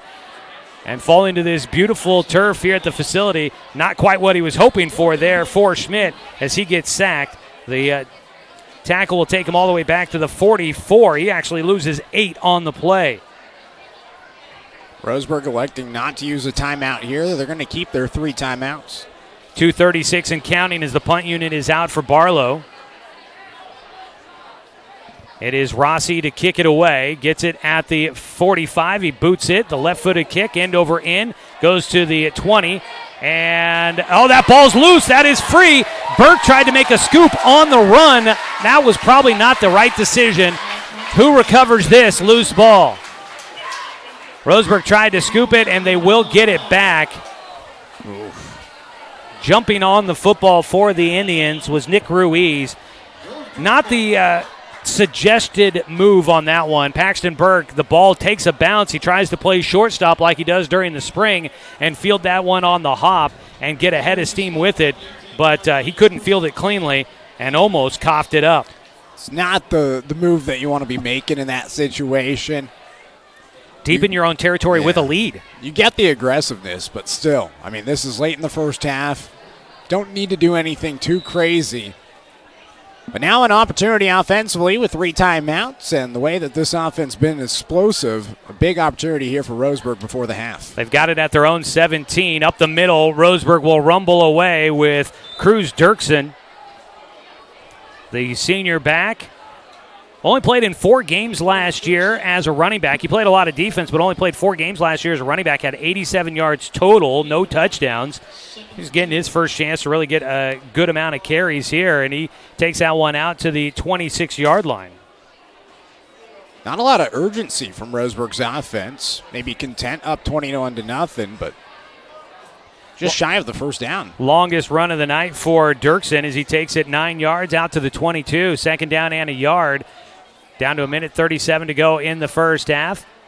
Again, no, keeper pulled it out late. Kimball rumbling over the middle. He's got plenty of space, has the first down, man. Moore, he almost makes his way to midfield. He'll get taken down at the 47-yard line. The Bruins trying to strip the ball out late, but Kimball, he tucks it in and hangs on tight. He moves the chains and moves out Roseburg towards midfield, and that might change kind of how Roseburg plays out the rest of this first half. And really, there hasn't been a lot going for Roseburg offensively on the ground. We've seen a lot of explosive passing plays, and finally some holes starting to open up for the Indians. 50 yards total on the night for Kimball after 21 yards on that one. First down for the Tribe as the sun's starting to set off in the distance behind the trees. You can see beautiful colors of clouds as the sun goes behind the horizon. Under a minute to play. Running up the middle again for Roseburg. Still on his feet. He sprung out of nowhere. I lost him in the shuffle of the crowd there and just bursting out from the backfield. On the carry for Roseburg, Eli Smith gets it across the 50 inside the 45. He will pick up. That's going to go down as 9 yards on that carry and a timeout taken by Roseburg. Smith, 9, his longest carry of the night. We'll take a look at offensive numbers, totals from this first half at the halftime break. We'll total them up, but right now Roseburg nearing the 100-yard rushing mark for the night. So we'll have those numbers for you there. Timeout taken by Roseburg, their first in the ball game, leading 21-0 here in the first half. Tonight's game brought to you by McClendon Smokehouse, family-owned smokehouse on West Harvard Avenue there in Roseburg. Stop by and check them out. They've got a wide selection of smoked meats and all sorts of goodness.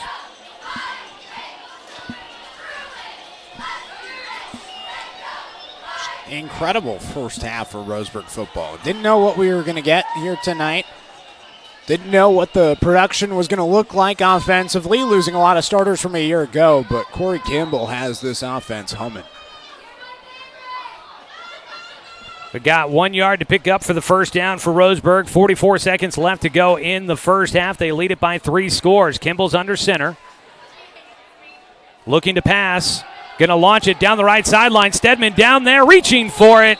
Out of his reach as he was on the sideline as well. Got pushed from behind as he tries to stretch out for it. Incomplete there.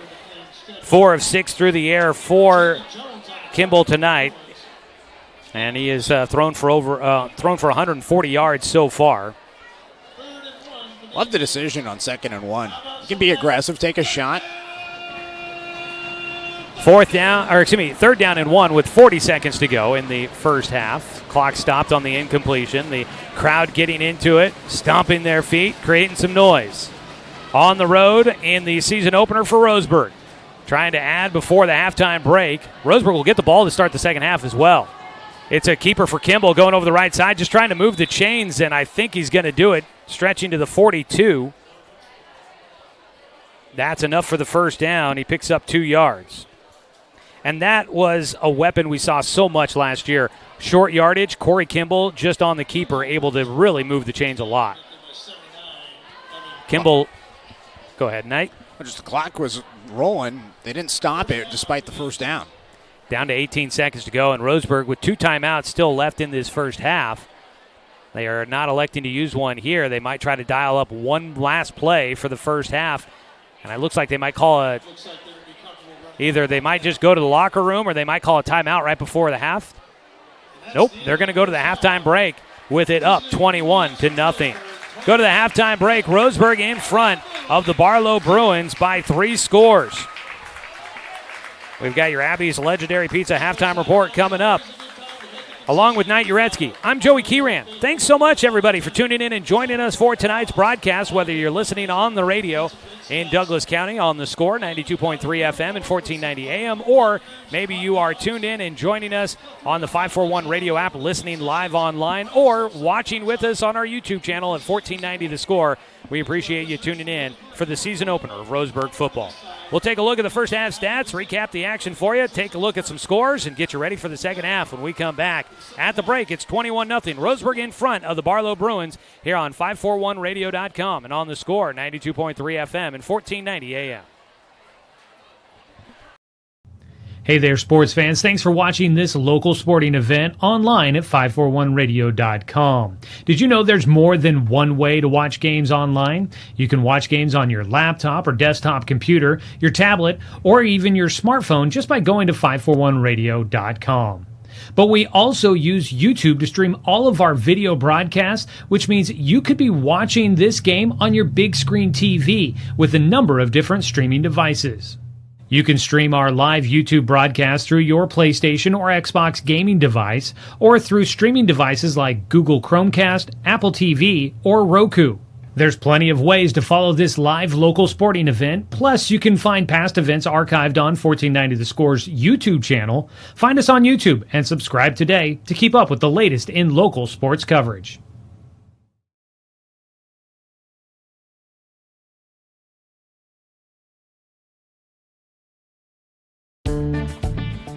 For over 100 years, Douglas County Farmers Co-op has been serving the needs of farmers, ranchers, and homeowners throughout Southern Oregon. Here, everyone is welcome. When you shop with us, you can expect good people, good products, and good advice. No membership needed. Just bring yourself, and we'll provide the expertise and products you need to tackle your next project. Douglas County Farmers Co-op, where everyone is welcome to shop. When the first Cascade branch opened in 1948, things were a lot different here. The fact they're still here says a lot about the way they do business. Staying in business for 75 years requires the cooperation of generations. It's the desire to learn and grow with your community. My account number is only 5 digits long. What that tells me is that this is a local credit union. Cascade Community Credit Union would like to thank you for 75 years of growth and support here in Douglas County.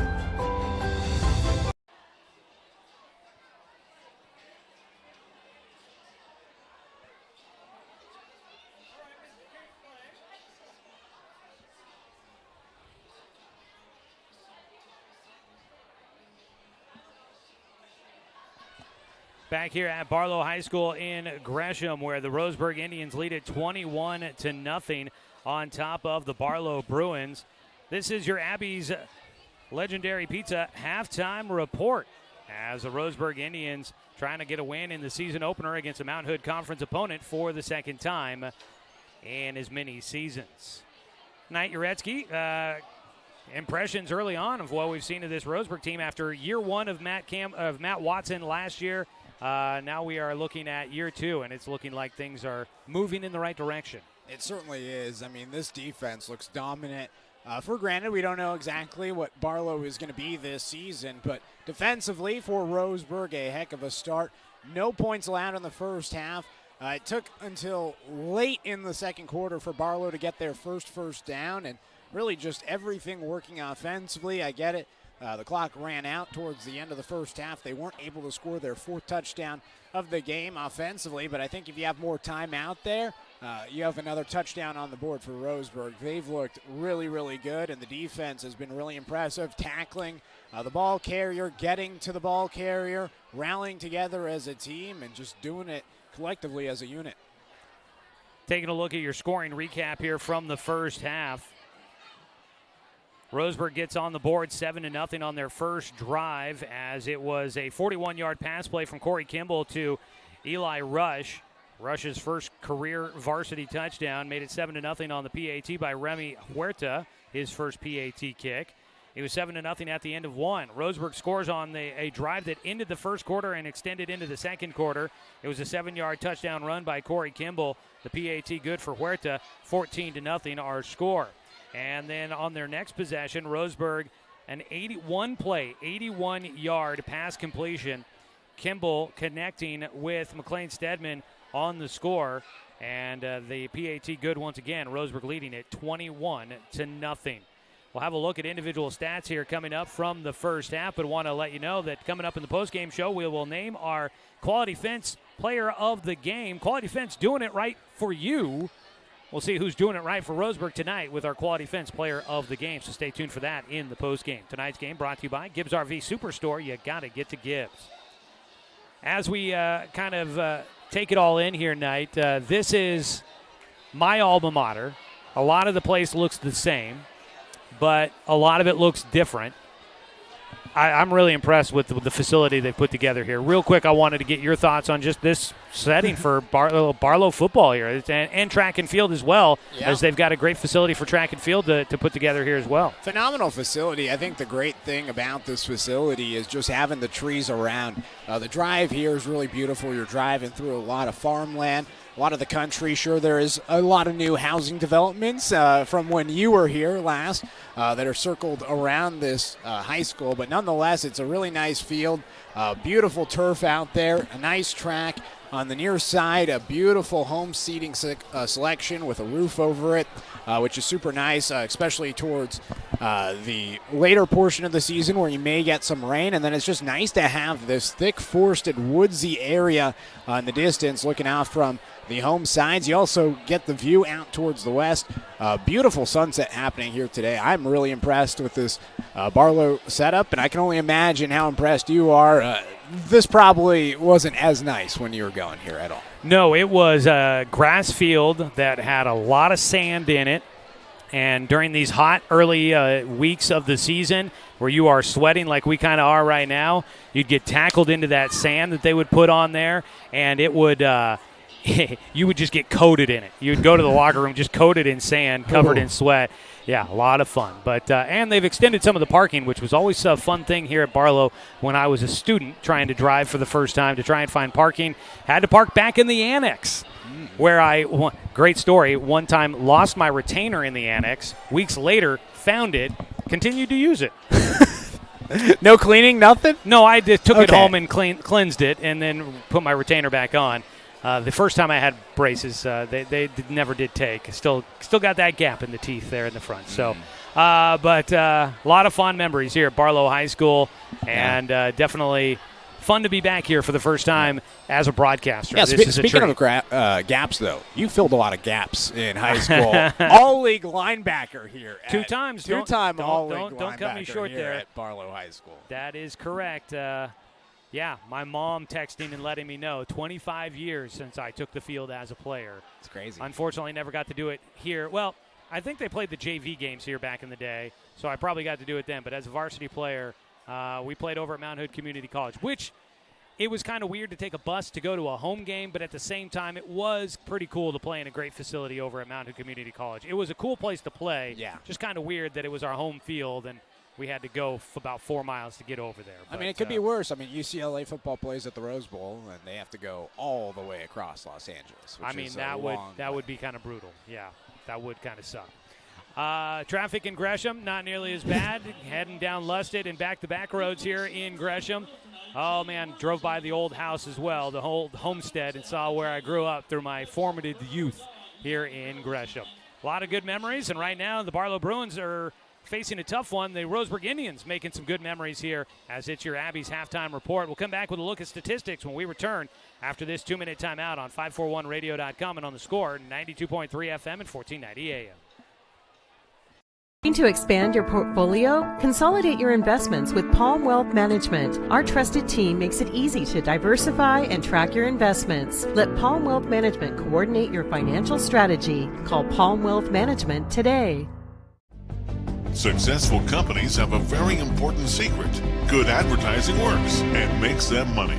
That's why your business should contact Lotus Media Group. Let us help you cash in with multimedia advertising. Multiple touches from Douglas County's only Google certified partner and most effective advertising platform. Web, broadcast, print. Make it happen. LotusMediaGroupLLC.com.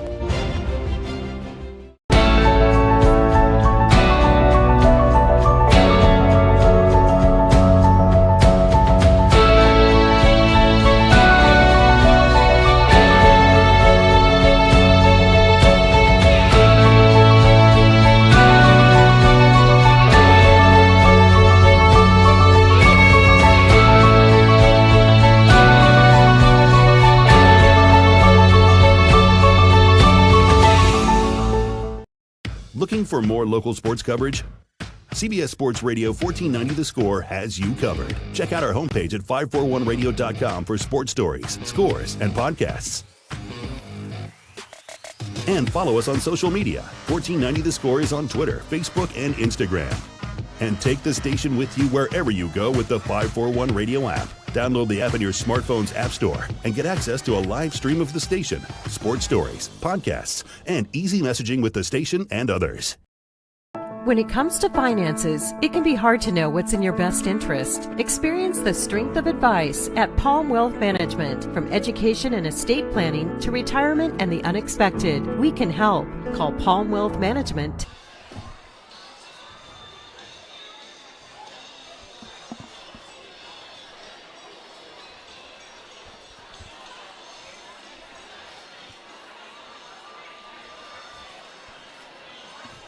Back here at Barlow High School on the Abby's halftime report as we get a look at first half statistics from this one. Knight Jarecki's got a look at things. Yeah, overall offensively for Roseburg, 4 of 6 passing for Corey Kimball, 140 yards, 2 touchdowns for him in the air, 93 rushing yards for the Indians on the ground.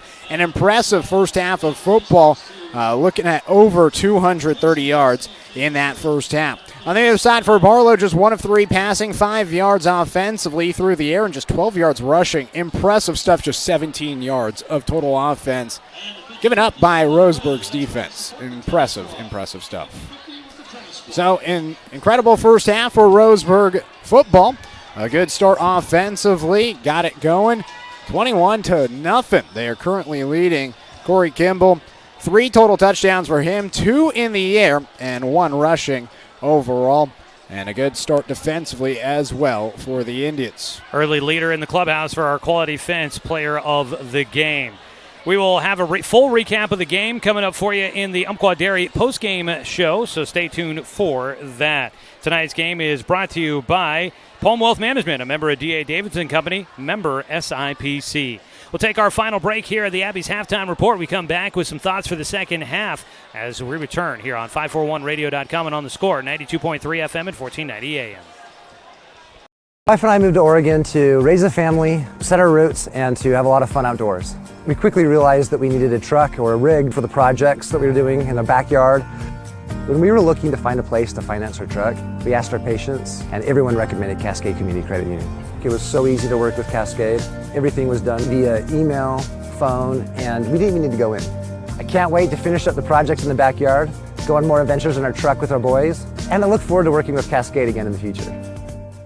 Are you an enthusiastic sports fan? Want to have fun and get in on the action? Heck yes, that'd be awesome. Have great attention to detail? Want to stay active? Definitely. Want to give back to the student athletes in your community? Obviously, yes. Then you'd make an excellent high school sports official. We need more officials in Oregon. Because with no high school officials, there are no high school sports. Sign up today at highschoolofficials.com.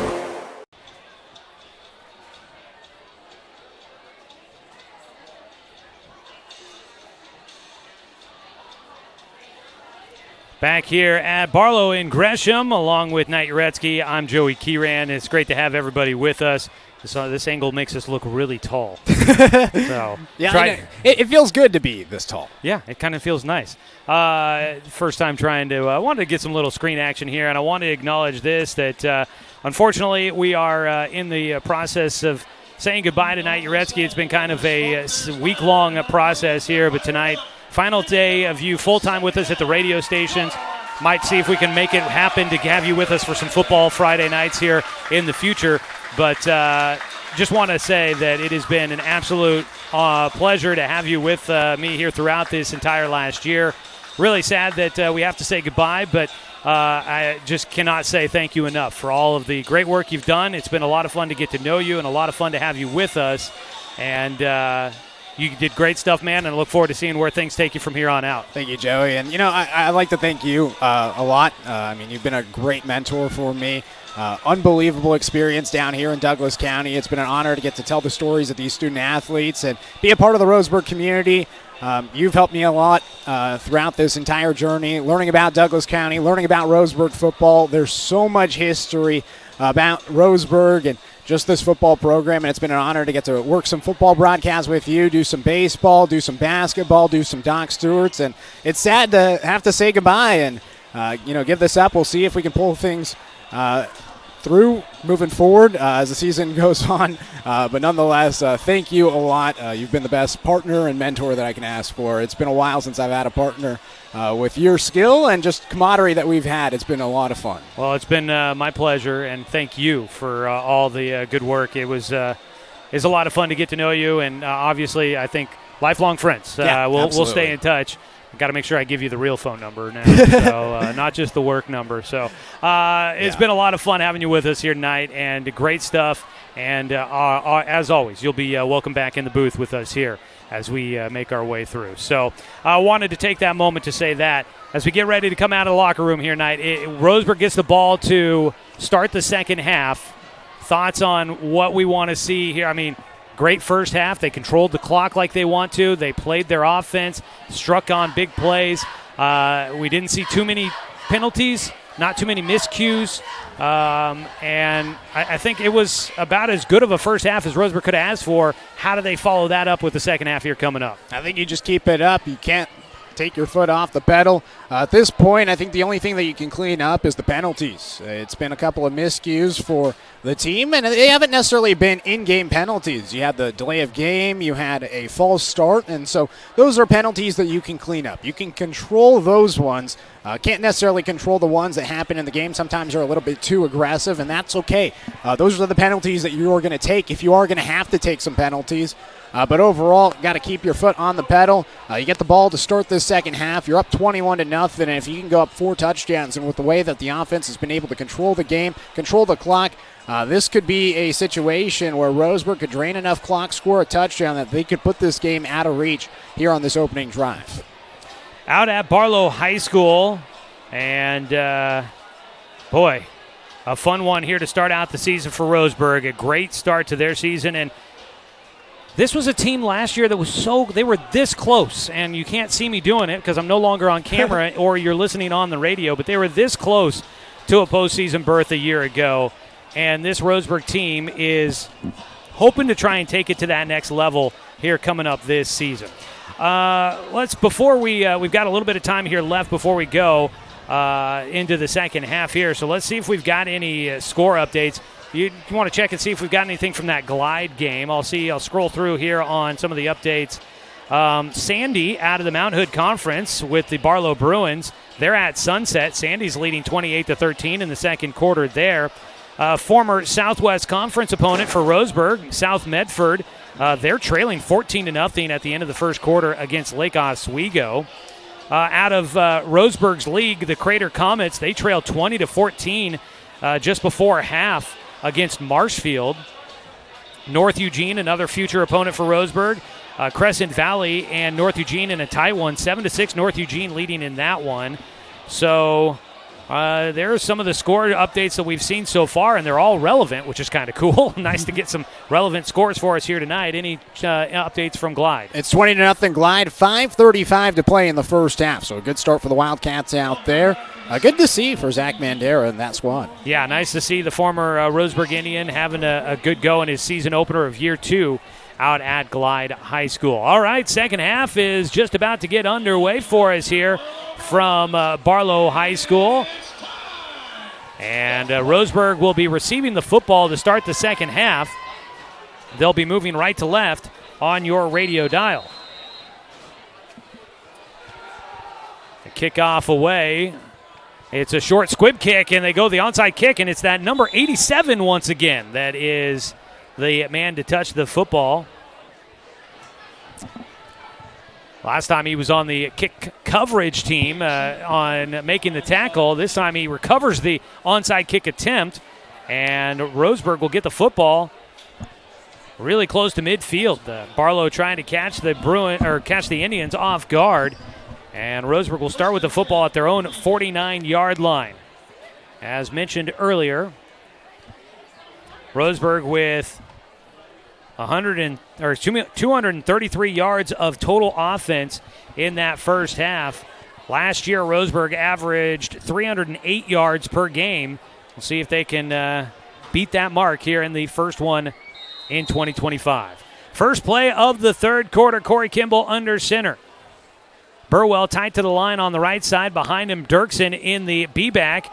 Give it to, pulled it out. Goes over the right tackle, slips out of the safety's tackle, and now Kimball down the field. He tucks it in as he rumbles inside the 25, and he knew he was going to get hit. He takes the blow and goes to the turf, secures the football and a first down in near the red zone. He takes it to the 23-yard line, and a huge play to start things off for Corey Kimball. Just such a strong runner, able to keep it up the middle and shed off a defender. Honestly, had a chance to keep on going, but held up to kind of limit the blow. Picks up 28 on the ground on the first play of the second half. He's up to 80 yards total on the night. He had a couple of 100-yard games last year as a quarterback. Defense jumps as Roseburg put a man in motion, and a late flag comes out because of it, and it's going to be signaled against the defense. They will get Barlow jumping on the front line. That'll be the second penalty of the night for the Bruins. Boy, Roseburg did that a ton last season, fooling teams with their motion, with this veer offense, and we hadn't seen it in the first half. Finally, we get it in the second half, and it pays off on the first attempt. It's a 5-yard penalty. We'll take it down to the 18. So it'll be 1st and 5 for Roseburg. Clock rolls down to 11:24 and counting in the third quarter. Rush to the left side, Burwell to the right. Dirksen, the man in the backfield, pull it out again for Kimball over the left side. Found a seam, one man to beat. He takes contact at the goal line, and he's in. Another touchdown for the Indians. Just makes it look easy. And had a game, Corey Kimball. His 4th touchdown of the game, 2nd rushing touchdown. And what a drive for Roseburg. Only needed 50 seconds to get their 4th touchdown of the game on the board. Takes that one from 18 yards in. Kimball, as you mentioned, his 2nd rushing touchdown. He is thrown for 2 as well. And that might just take the wind out of the sails for this Bruins team. Kick is blocked and no good for Huerta. So that'll be the only blemish on the record for Huerta so far this season, as he has that one blocked. And Roseburg will stay on top, 27-0 here in the third quarter. With 11:10 to go, we take a 30-second timeout here on 541radio.com and on the score, 92.3 FM and 1490 AM. 6, 8, 7. By the way, this county is your home. But no matter where life takes you, Cascade Community Credit Union will be there whenever you need us. We'll be there with access to over 30,000 no-fee ATMs worldwide. We'll be there with an auto loan for your next vehicle. And when you're ready to make your dreams a reality, we'll be there with a home mortgage and one-on-one support every step of the way. Because commitment to our members is reflected in everything we do. Cascade Community Credit Union, there whenever you need us. 2 plays, 51 yards on the drive, an 18-yard touchdown run by Corey Kimball, and the Indians lead at 27-0 as the PAT is blocked. Kick goes deep for Huerta, back to the 9-yard line for the return man. Angling from the left to the right, out to the hash marks, slammed down. Taking down the return man for Roseburg is Caden Toscano-Martin. And Jalen Jones on the return will set up the Bruins with 11:03 to go in the third quarter, out at their own 28-yard line. Again, under 20 yards of total offense for Barlow in the first half. An impressive first half defensively for Roseburg's defense. We'll see if they can keep it up here in the second half. First play of the second half for Barlow. Their quarterback Carson Schmidt, a sophomore, in shotgun, turns, hands it off to Meyer. He made one stutter step, the hesitation, finds a seam over the left side of the line, gets across the 30, and he goes into a bank of white jerseys and gets taken down at about the 32 after a pickup of 4. Just feels like there's a plethora of players every single time just getting to the ball carrier. It's been impressive to see the difference from year 1 to year 2 in this Roseburg defense. Second down and 6. They put a second man in the backfield. Low snap. The second man acts as a fullback. Handed off to Meyer, the deep back. He goes over the right edge, tiptoes down the sideline, and is run out of the play across the sideline by A.J. Black coming up to make the stop. But not before a first down carry, but will it stand? There's a penalty flag back at the line of scrimmage. It is holding. So the Bruins will get tacked for another penalty here in this second half, their second already. And it wipes out a nice run by Caleb Meyer. It's a holding against the offense.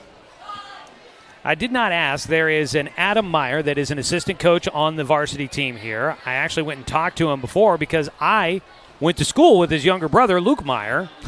And I don't know if Caleb Meyer has any relation to the Meyer clan that I'm aware of.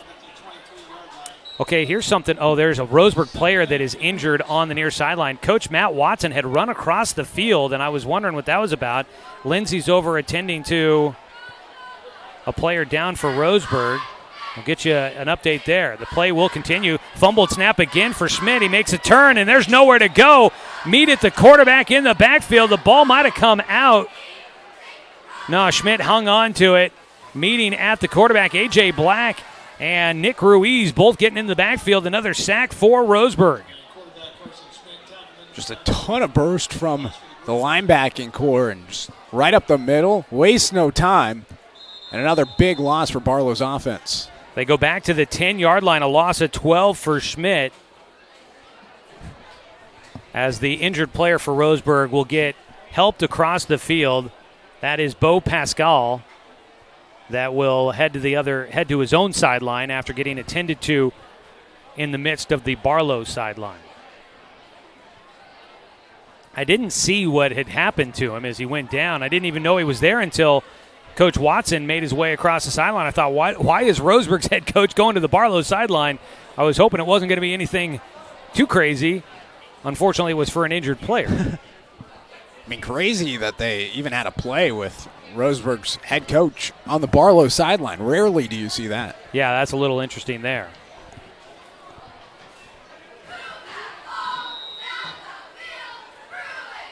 .950 and counting here in the third quarter. It is third down and a mile, 28 yards. Throwing from his own goal line. He gets it to his tight end, Miller.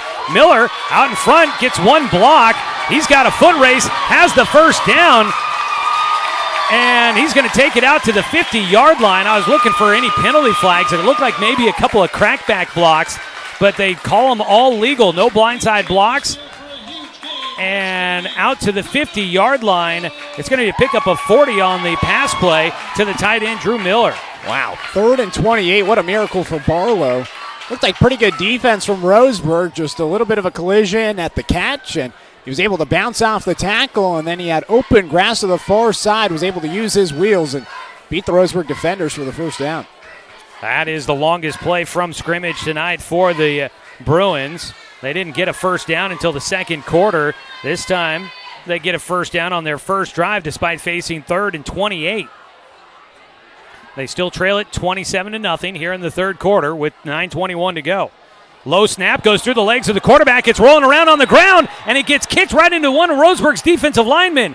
Coming up with the fumble recovery for Roseburg is going to be Peyton Sharpless Tate, the senior. Hops on the loose ball, and Roseburg gets it back on the first turnover of the night.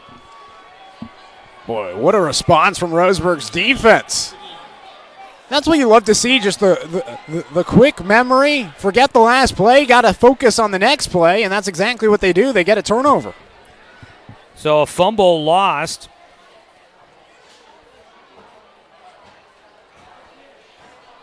And it'll go back to the Barlow 48-yard line. Roseburg will have it. Recovering the football, Sharpless Tate gets his first fumble takeaway.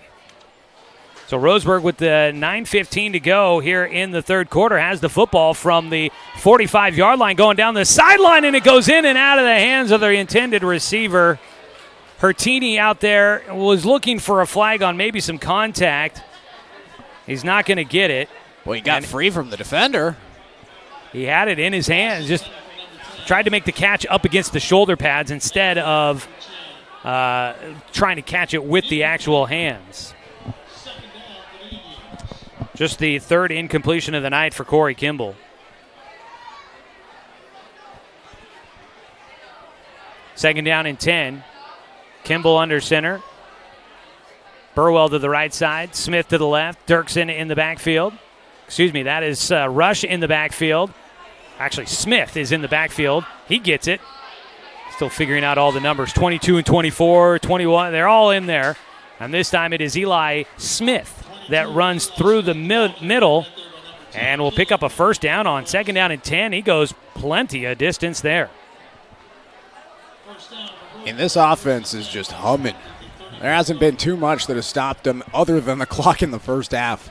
Smith picks up 12. He's up to 26 yards on 4 carries. And it may not be exciting the rest of the way. Roseburg may just look to kind of continue to plod with this offense, although they did take that downfield attack on the first play of this drive. Spread out to the right side. Rush and Hertini out on the right side. On the left side, it's Steedman. One man in the backfield. Fake the handoff. Keeper, it's Kimball. He goes over the right tackle and weaves his way down to the 35, make that the 25-yard line, and he will pick up 8. Boy, again, just really smart running from Corey Kimball as he's able to protect the football, go down hard, keep it in his hands. Corey Kimball last year, 2 100-yard games. He's got one so far here this season. He's over 100 yards on that carry at 106. Second down and 2.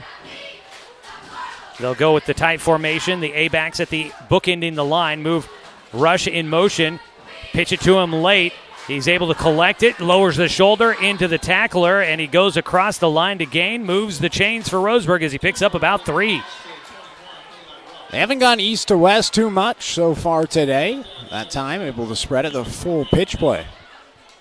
Oh, they're not going to give him the first down. Oh, wow. That's a tough spot there. It sure looked like Rush had he got tackled kind of forward past the first down marker. I'm surprised he doesn't get it.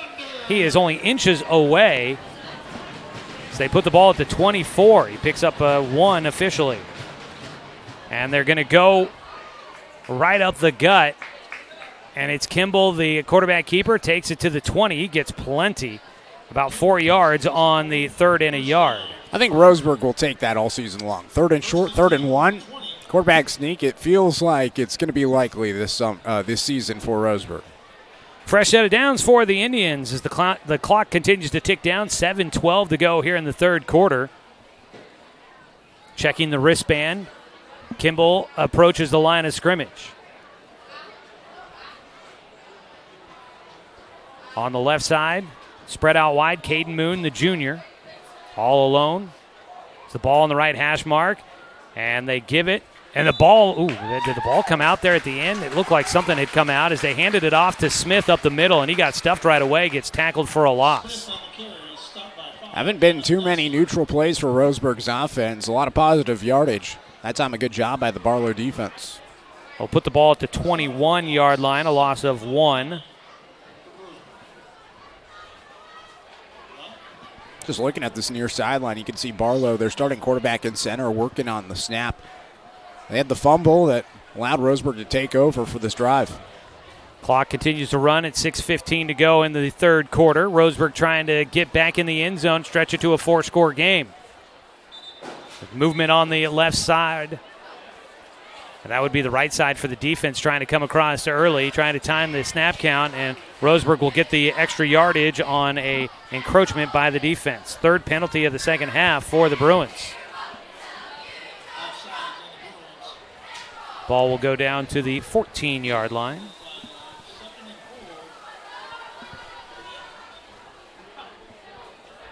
Again, it's the offense, just that kind of fake snap.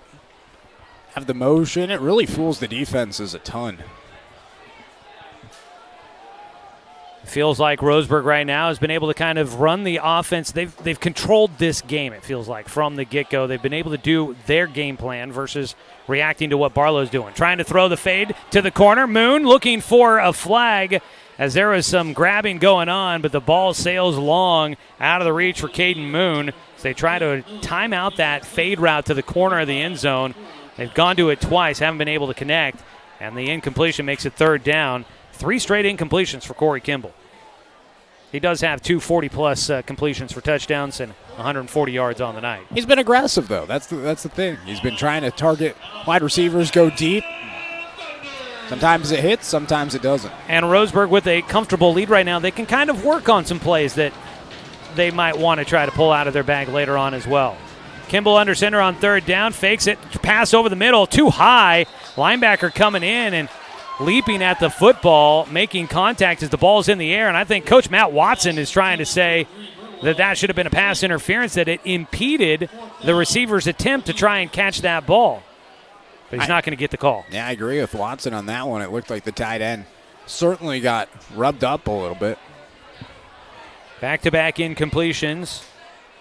9th play of the drive, and it's 4th down. And the offense staying on the field. Roseburg needs 4 yards here. Kimball under center. He's got a man on either side of the line. Dirksen, the man in the backfield. Keeper for Kimball going over the right side. He gets pushed forward as he's close to the line to gain, but they're going to say the judge on the far sideline says he's short, and Roseburg will gain 3, needed 4, and they will turn it over on downs at the 11-yard line. Fortunate for Roseburg, but the good news is it was an extra possession, a free possession 1 after the turnover by Barlow. But tough to see the turnover on downs. Barlow will get it back at their own 11-yard line with 5:30 to go in the third quarter, trying to break the goose egg as they trail 27-0. Barlow last year averaged 15.5 points per game, but they graduated 19 seniors. So they've got a lot of new guys getting experience out there on the field tonight, including their quarterback Schmidt firing downfield, has a man on the crossing route. That's the tight end Miller, makes the catch, tackled immediately. He'll pick up good yardage on first down. Mark him out to the 17, 18-yard line there. Miller's had some moments offensively, not only just as a pass catcher, but also blocking. Seen him work. 6 yards on the pickup. Miller, his second catch of the night. He's got 46 yards, had that nice catch and run for a first down back at the last drive of this game for the Bruins. Another low snap, and just having to jump on it was the running back. He bent down to pick it up and went to a knee to do so, and that's in high school you can't go to the turf. And so down in the backfield, Caleb Perry for a loss. And Perry picks up the fumble but loses yardage back to almost the original line of scrimmage. It'll be a 3rd and 9 as they spot the football back just inside the 12-yard line. So a loss of 5. Whistles blow before the next play on 3rd down and long. Timeout down on the field. Barlow will take the timeout. They've got one left in the ballgame. They trail this one 27-0. Let's take a 30-second timeout on 541radio.com and on the Score, 92.3 FM and 1490 AM. We are Douglas County Farmers Co-op, but we're not just for farmers. We serve all residents of Douglas County because we are Douglas County. Stop by today for everything from a tank of gas to a bite to eat anytime you're hungry. Pick up something for yourself, your home, and those you care for. Celebrating 100 years of service, Douglas County Farmers Co-op. Good people, good products, and good advice.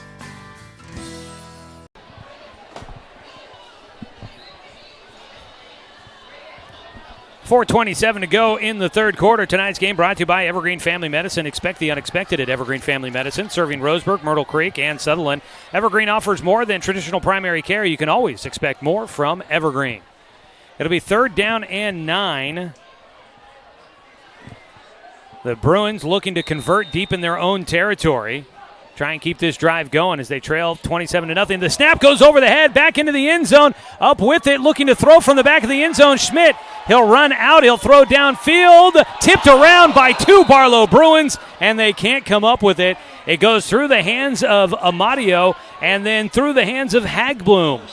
Both in the same area. It was Amadio tipped it, and then Hagblum almost got the redirection for the catch, which would have been a 1st down, and it could have been a lot more with nobody else back there. Unfortunately for the Bruins, they can't pull off the circus play. It'll stop the clock with 4:18 to go, and they'll be forced to punt. I don't know how they pulled that one off as it was there, deep in their own end zone after a snap goes through the hands of the quarterback. Schmidt just had to run around and finally gets a chance to throw it deep. He's got an arm. We can tell him that. I mean, boy, he's been pretty good as a scrambler.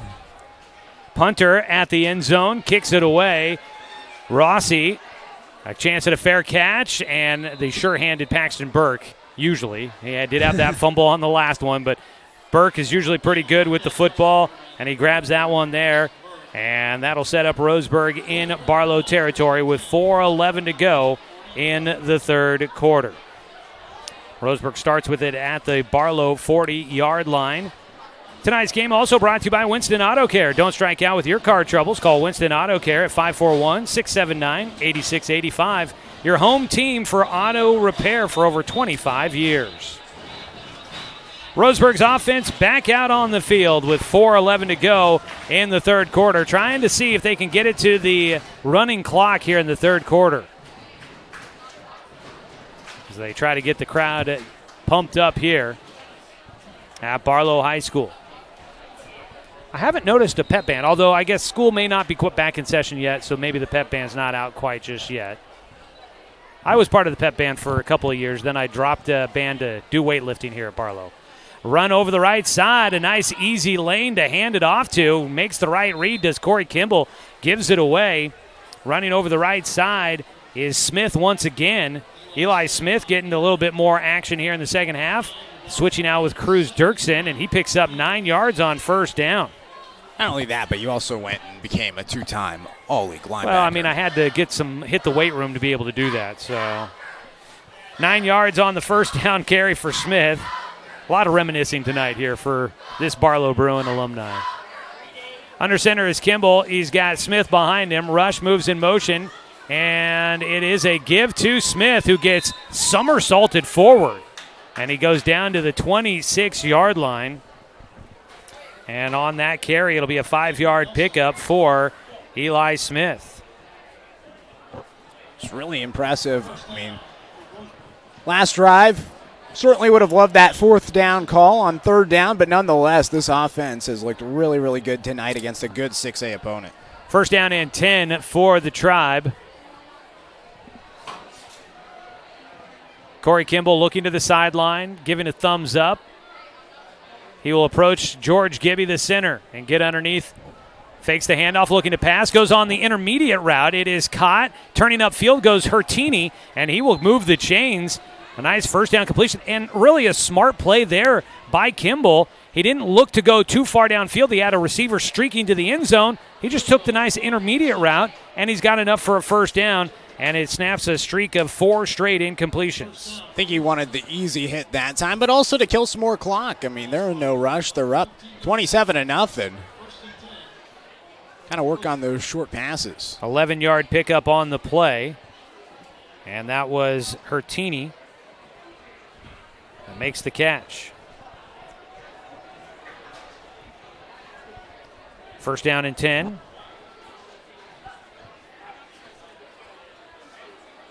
Give on the right side, racing, rumbling, and to the end zone. Did he get in? I do believe he did. There's the signal. Touchdown, Roseburg. And the Indians are in for a 4th time tonight to make it 33-0 here in the 3rd quarter. Just dominant so far for this Roseburg team, and it looks like they are going to bring the extra point kicking team out. Make it 34-0. It was Dirksen on the carry as he goes in from 15 yards out.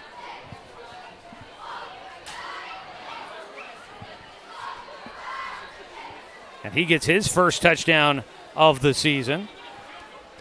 They're going to run the fake. They go on the end around, coming to the near side, stretching for the goal line and in. It is McLean Steedman, the holder, that takes it in for the 2-point conversion. How about that? I mean, they've done it all tonight. They really have done it all. They go on the fake, end around for Steedman, and in for the score. And Roseburg, with 2:42 to go in the 3rd quarter, leads this one 35-0. Back after a 30-second timeout here on 541radio.com and on the Score, 92.3 FM at 1490 AM. Quality Fences, doing it right for you. Just ask your neighbor.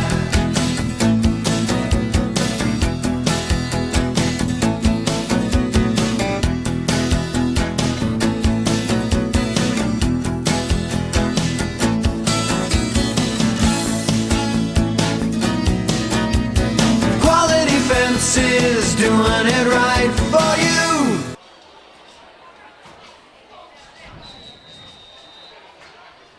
The 2-point conversion makes it 35-0.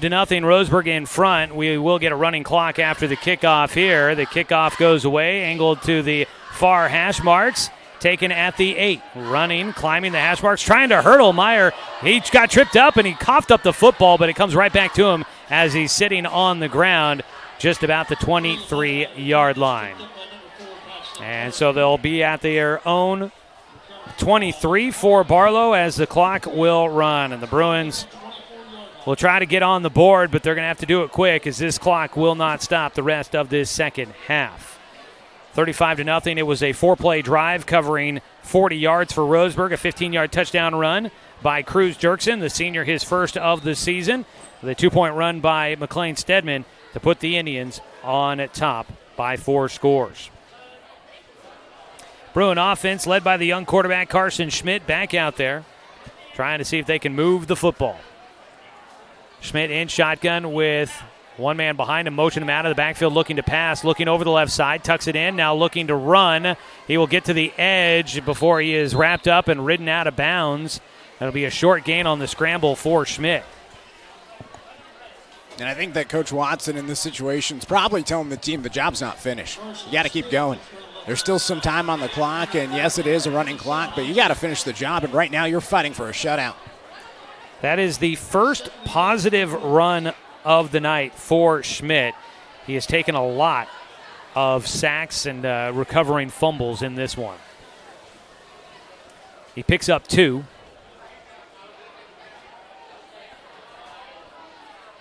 It'll be 2nd down and 8. Looking to throw, rolls out to his right. Pressure, he's rolling out, throws deep downfield, a wobbly pass. That's an easy one, picked off, and it is taken away by Paxton Burke. He had the most takeaways for Roseburg last year with 5, had 3 interceptions, and he gets his first here in 2025. A duck downfield is picked off. I mean, he is just an absolute ball hawk. He just knows how to find the football in the secondary, and you know, Coach Watson was talking about it during practices. Sometimes Corey Kimball, he throws an excellent ball, but all of a sudden Paxton Burke picks it off. He's the type of guy that can really make something out of nothing, and right there waiting for it like a center fielder waiting for a pop fly.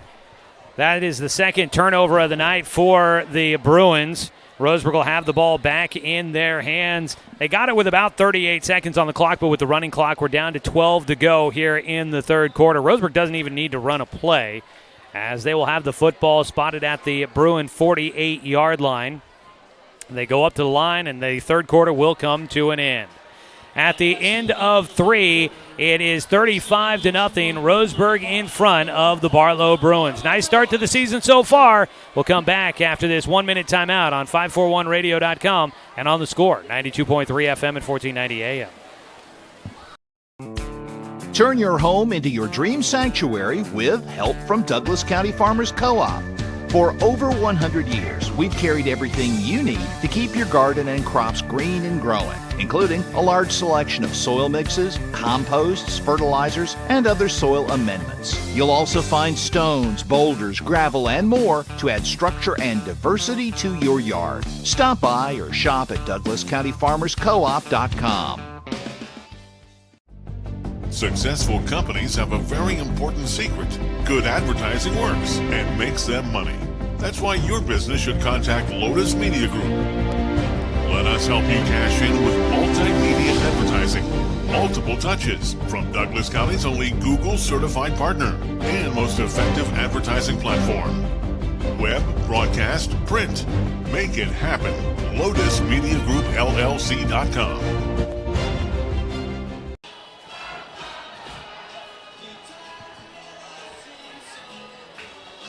Back in Gresham at Barlow High School, where the Roseburg Indians are rumbling to a season-opening victory against the Barlow Bruins. They've got 12 minutes on the board, and that's about how long this 4th quarter should take, as they have the running clock leading 35-0. 1st down and 10, and it is Caden Moon that has taken over at quarterback. Handed it off, trying to run up the middle. Eli Smith really nowhere to go, and he actually loses a couple of yards back to the 50-yard line. And so backwards goes Smith. But it is Caden Moon. He was the JV quarterback last year, and he is going to be the backup, it looks like, this year. Wasn't sure who officially would take that backup role, but Moon, he'll play in other positions as well. Coach told me he's just too good to leave off the field and didn't want him buried on the bench behind the starting quarterback in Corey Kimball. So you'll see him in all sorts of places, it seems. And he gets hit. They blitz through. Actually, he did get the ball off to Smith. I didn't think that Moon had a chance to get that ball off to how quickly the Bruins were in the backfield. And unfortunately here, Smith is the man paying the price. He keeps losing yardage. He loses another one back to the 49 on Roseburg's half of the field. So 2 plays, 2 unsuccessful plays for the second team, but still 3rd and 13. You got something to work with here. Still got another down, maybe 2. Good to see Caden Moon get some action at the varsity level after being the starter last year at JV. Still have a number of starters, it looks like, up along the offensive line. Still seems to be the starters up there, at least a good chunk of them. George Gibby, the senior center, snaps it. Moon's going to take off and run it himself over the left side, and he does a nice job to pick up yardage, makes it 4th down, and we'll see if Roseburg might try to test out the punt unit. I mean, this is the perfect opportunity to try punting. You're up 5 touchdowns. Moon got it to the 44. Pickup of 7 on his first carry. And so it's now 4th down and 6. And it does kind of look like they're going to go to the punt team, and that allows me to figure out who's going to be punting here this year. Dropping back to kick is going to be Trey Watkins, a senior. He'll get his boot into it and does a pretty good job of it. After graduating an all-leaguer in Jacob Michaels, they find a new punter, and that one down inside the 15-yard line, and Roseburg's punt coverage does a nice job of not allowing any sort of breakaway by the return man for the Bruins. That is Jalen Jodens on the return. Not much room there. So the punt by Watkins. First punt of the night for Roseburg. Barlow gets it. Clock is stopped. I don't know if it's supposed to be, but it is. And the Bruins have the football. They will spot it at the 20-yard line. So a drive with the second string, as Knight was talking about there, goes 3 and out. You're talking about you're trying to figure it out there on the second string offense, getting out there, find their rhythm with everything. Takes time. And I'm not sure if there was a penalty, but they are walking this one back, so I think it was probably going to be a penalty. And they're going to back it all the way back to the 9-yard line for the Bruins. About half the distance to the goal line there. Clock will run once it's snapped here. First down and 10 for the Bruins. They've got a new quarterback out there. Gets the shotgun snap, turns in, hands it. Started right, goes back to the left around the end and gets clotheslined down. And that was the punter, Trey Watkins. He's now no longer the punter. He's out there defensively, but Watkins comes up with the tackle after a run for the Bruins. Carrying the football for Barlow. That is Caleb Perry. The new quarterback in is Daniel Nelson, a senior, who has been a leader for this team this season, leading into it. He was highlighted by head coach Stephen Andreen. Perry picked it up out to the 18-yard line, a pickup of 9. And they will have the first down. And even like any little bit of positive yardage, positive plays that you can take away from this game for Barlow would be a good sight. Well, they go on the quick pass out there and caught. I believe that was Hagblum on that reception as they put the ball out to the 26-yard line, a pickup of 8. A wobbly snap, picking it up. Now looking to run is Nelson, and he will get trapped in the backfield, and he will get taken down about a yard shy of the line of scrimmage. I mean, again, it's just been a relentless attack from Roseburg's defense. Just getting to the ball carrier, swarming him. It's been impressive to watch today. They'll actually credit him right back to the line of scrimmage, so no loss for Nelson on the play. Second down and 10 as the clock is running. 7:45 to go here in the fourth quarter. Roseburg looking to celebrate a season-opening win and a long bus ride home, but it'll be a happy one if they can continue to hold this one, which I imagine they will. Shotgun snap for Nelson, dropping back, looking to pass, has some time, steps up in the pocket, floats it out to the right side, caught just outside the numbers, turn up field.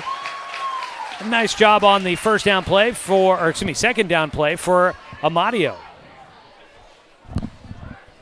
And again, any sort of positive yardage that you can get here for Barlow is a good one.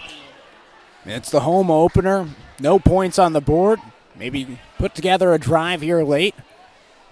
Give the fans their money's worth. First catch of the season for Amadio. Picks up 7. Makes it third down and 3. So far through the air, Nelson is 2 for 2 for 5 yards. The backup quarterback in with 2 targets on the left side, 1 tight to the line of scrimmage, another low snap. Nelson will pick it up, a lot of room out there and space to run. He will move the chains. He gets taken down by Bo Pascal. He was the guy that was injured on the Barlow sideline, needed help across the way, so good to see him back in the game. Nelson will move it out to the 42, and he will pick up 9. On third down and short, he gets plenty for the first down. It's good to see him out there. He was limping a little bit when he was helped off to the sideline, so good to see him in the game. Try to check in on some of the players in for Roseburg here as the second units are out there. Nelson turns and hands it off. Perry running right up the middle, bouncing off players, and he's down to the 40-yard line. As Caleb Perry will take it to the 39. Into Roseburg territory.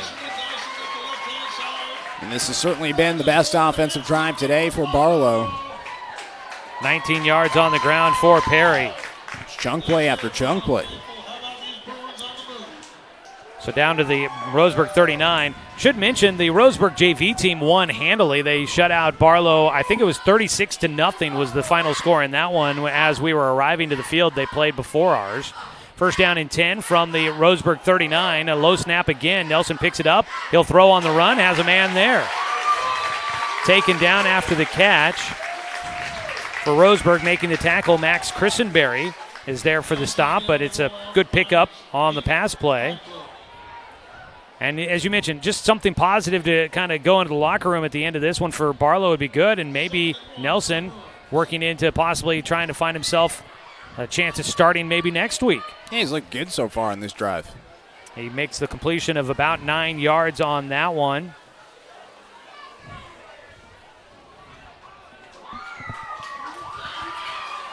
It'll be second down and a yard. And whistles will stop the play. Timeout taken by Barlow, their last of the night. So with 4:46 to go, timeout called. And we'll have a little bit of a stop in the action.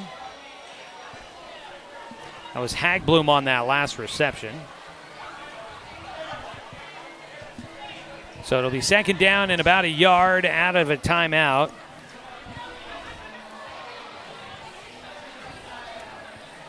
Ball at the 30-yard line. They've got to get it to inside the 29.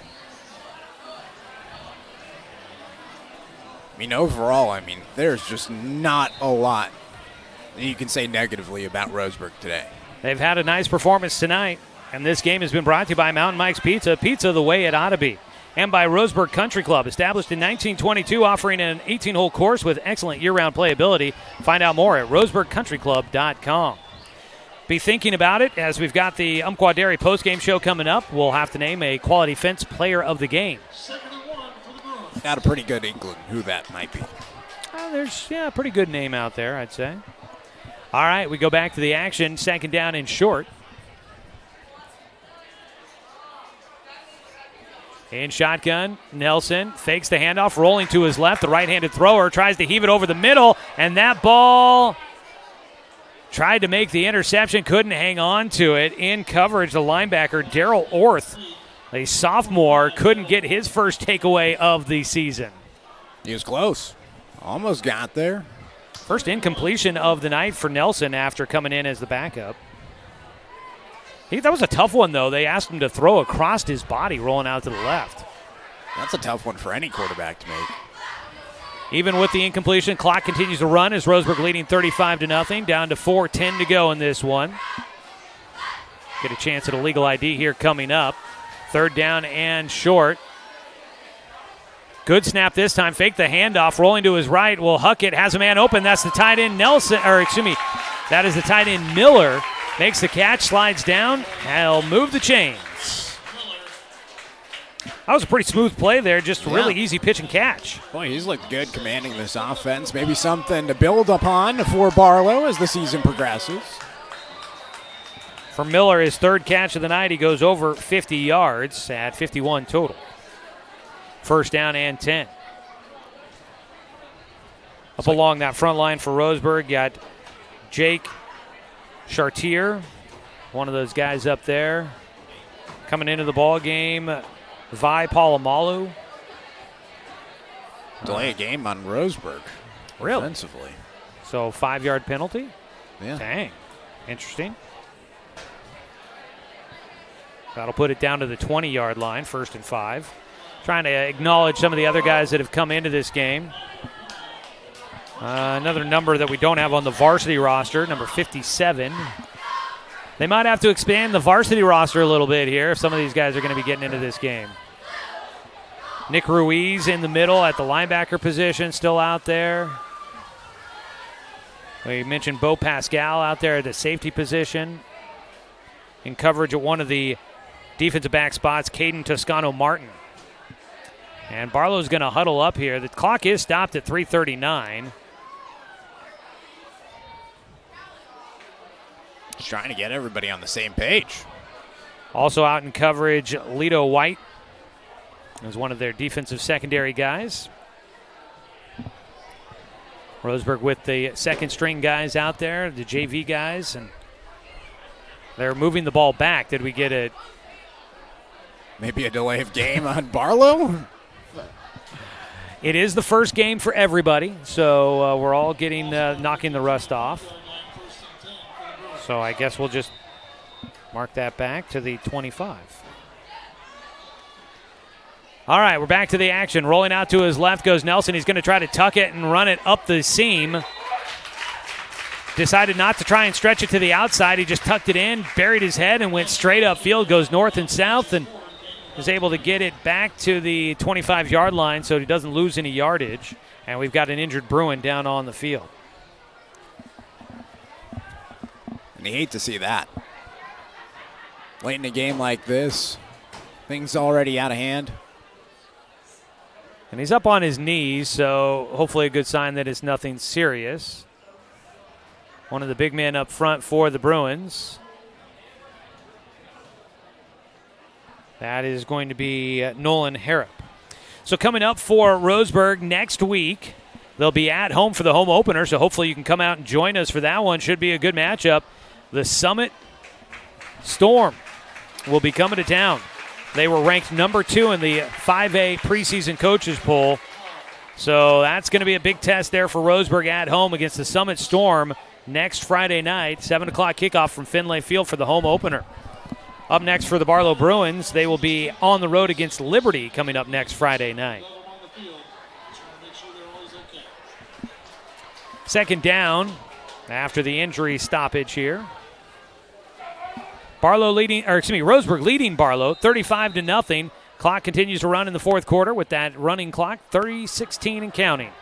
A delayed handoff. Perry up the middle, bounces it to the outside, gets to the sideline, spin move, and he drags a defender inside the 15, dives to the sideline, and that will move the chains. Needed to get the 15, and he gets just a little extra.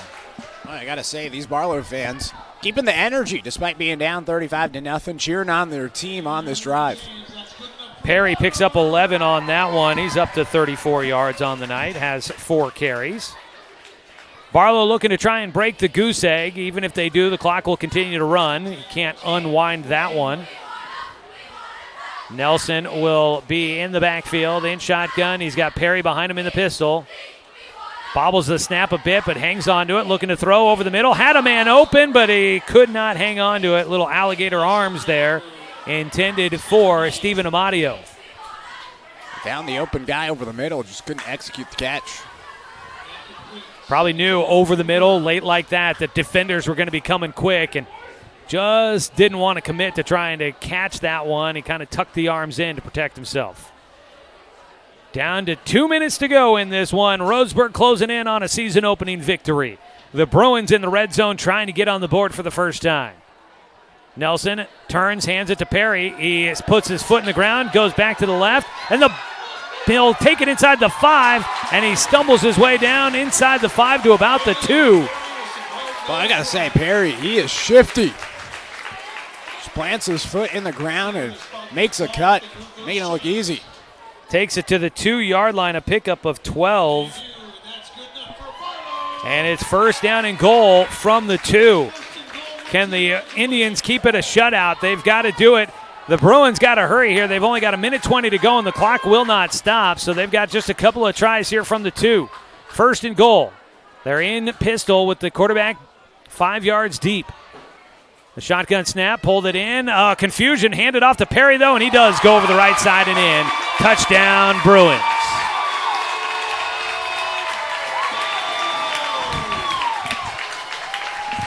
I mean, you can hear it right now. These fans are happy. It's fan appreciation night. And they will appreciate the effort to at least get some points on the board for the Barlow Bruins here tonight. I got to listen to this. There's the fight song.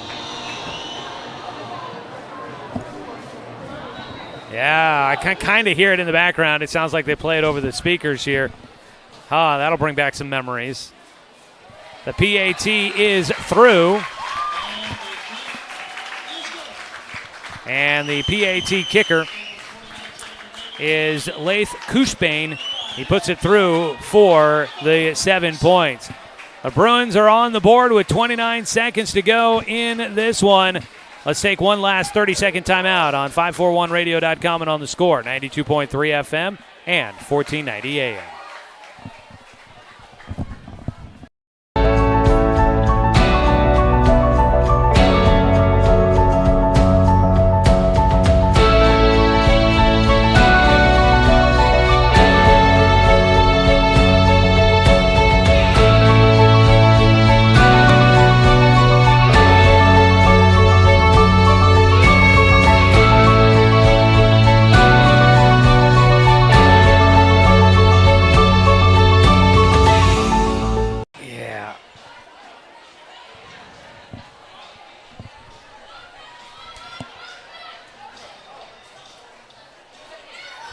Back here at Barlow High School in Gresham, we'll get a chance at a legal ID after the opening kickoff here, after the first points of the season for the Bruins.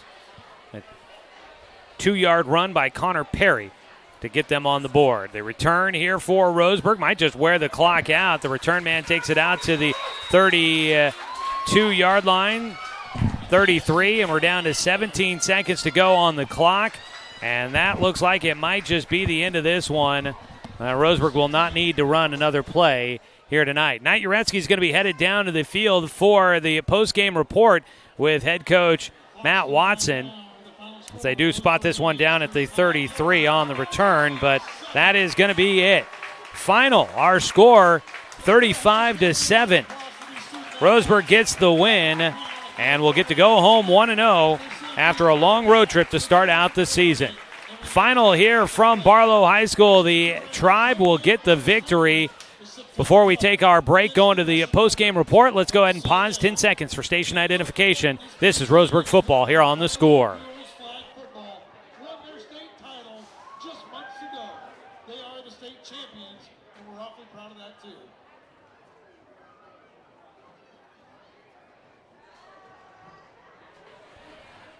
Knight Jarecki headed down to the field. They'll get a chance to talk with Coach Watson here in just a moment. Let's take a break for the post-game show on 541radio.com and on the Score, 92.3 FM and 1490 AM.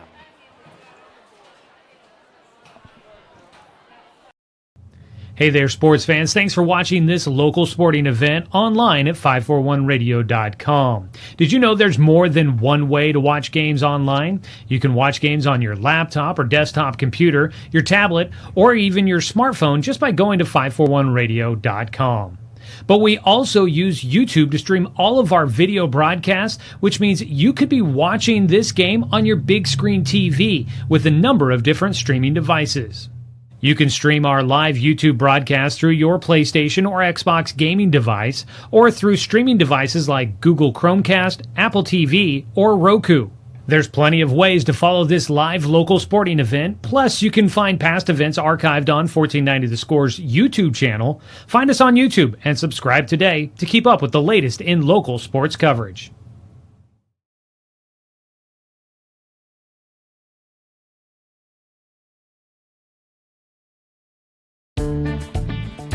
For over 100 years, Douglas County Farmers Co-op has been serving the needs of farmers, ranchers, and homeowners throughout Southern Oregon. Here, everyone is welcome. When you shop with us, you can expect good people, good products, and good advice. No membership needed. Just bring yourself, and we'll provide the expertise and products you need to tackle your next project. Douglas County Farmers Co-op, where everyone is welcome to shop. When the first Cascade branch opened in 1948, things were a lot different here. The fact they're still here says a lot about the way they do business.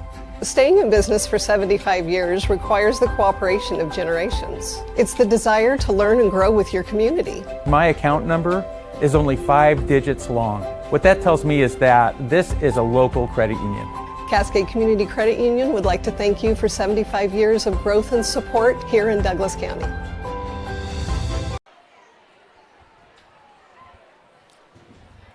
We'll be checking in with Coach Matt Watson and try to get a player. I think we have got our Quality Fence Player of the Game picked out for this one. This is your Umpqua Dairy post-game report as the Roseburg Indians get a 35-7 win to start out the season. They'll go to 1-0, back-to-back years that Coach Watson has started off with a victory in his season opener. So for the second-year coach, not too shabby. Good to see things starting out on the right foot for him there.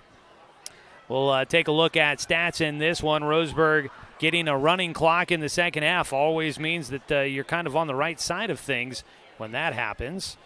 Trying to put all the numbers together here, and we wait for Coach to come on out to talk to us here tonight.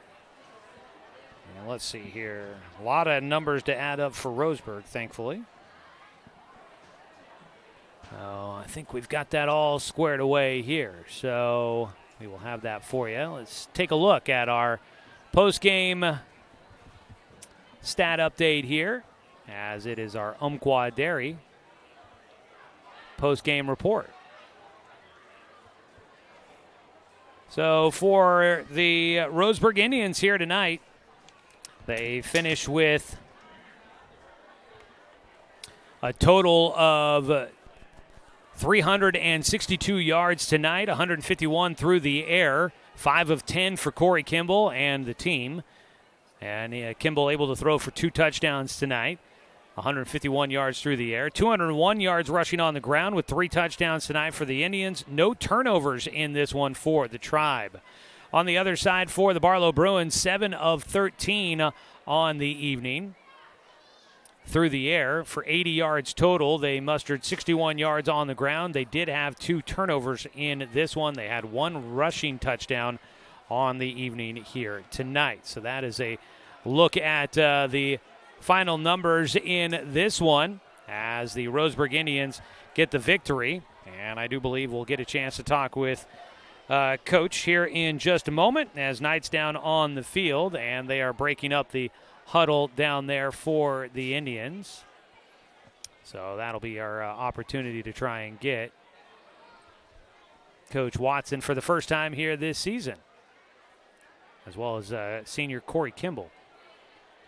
We'll get a chance to talk to him as he's going to be named our Quality Fence Player of the Game tonight for the Roseburg Indians. So we will have that here coming up for us in just a moment.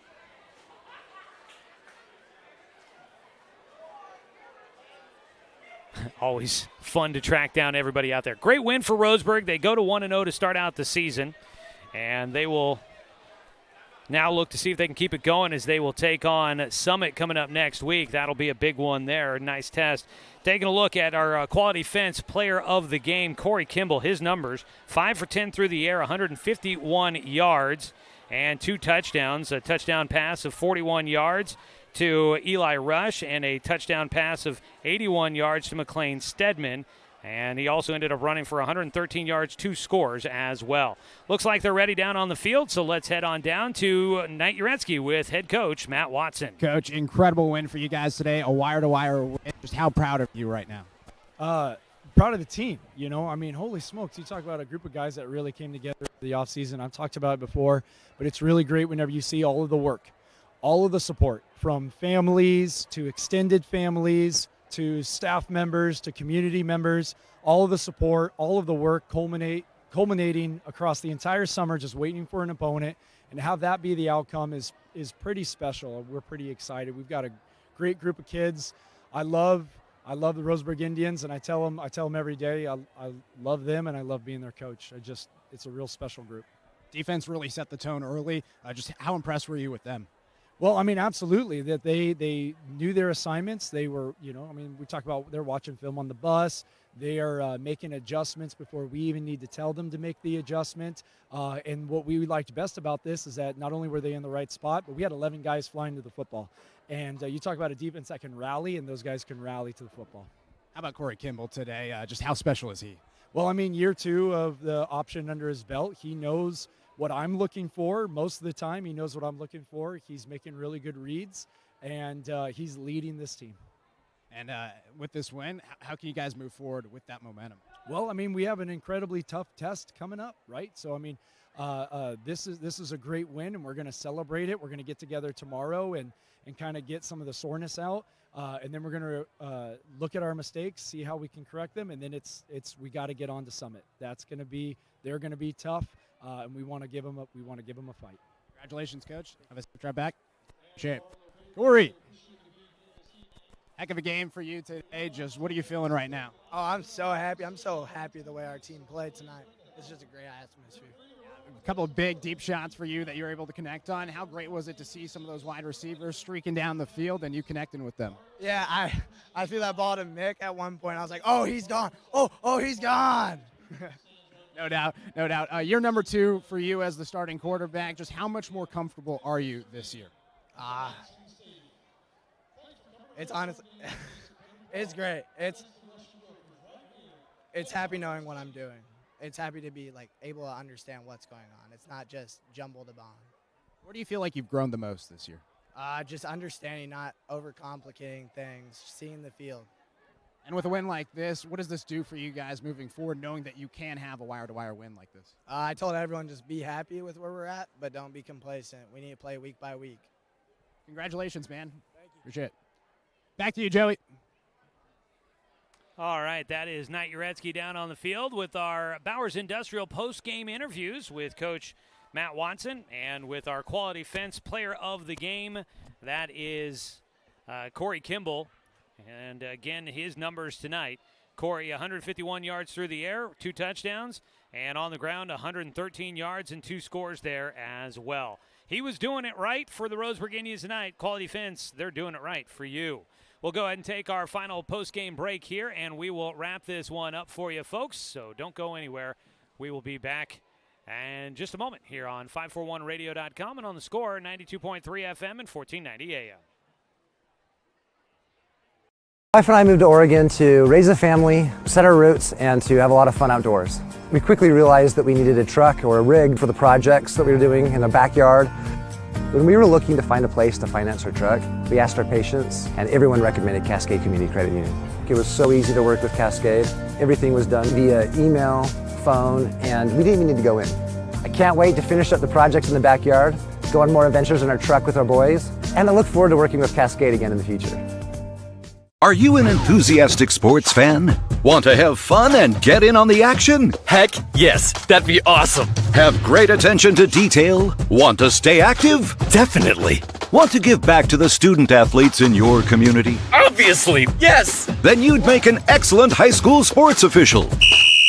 We need more officials in Oregon, because with no high school officials, there are no high school sports. Sign up today at highschoolofficials.com.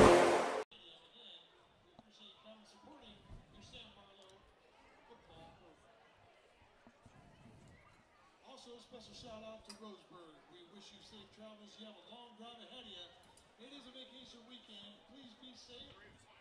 What's that? Congratulations. 2 hard-fought victories out here at Barlow Stadium. Best wishes to you in a great season. Drive safely. Quality Fences, doing it right for you. Just ask your neighbor. They reflect a style as unique as you are. They make first impressions. They provide space, add lasting beauty, and security.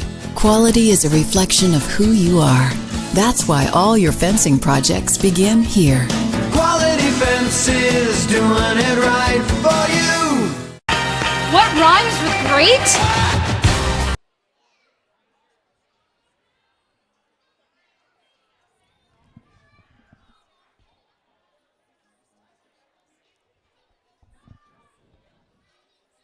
Back here at Barlow High School as we wrap things up with you tonight.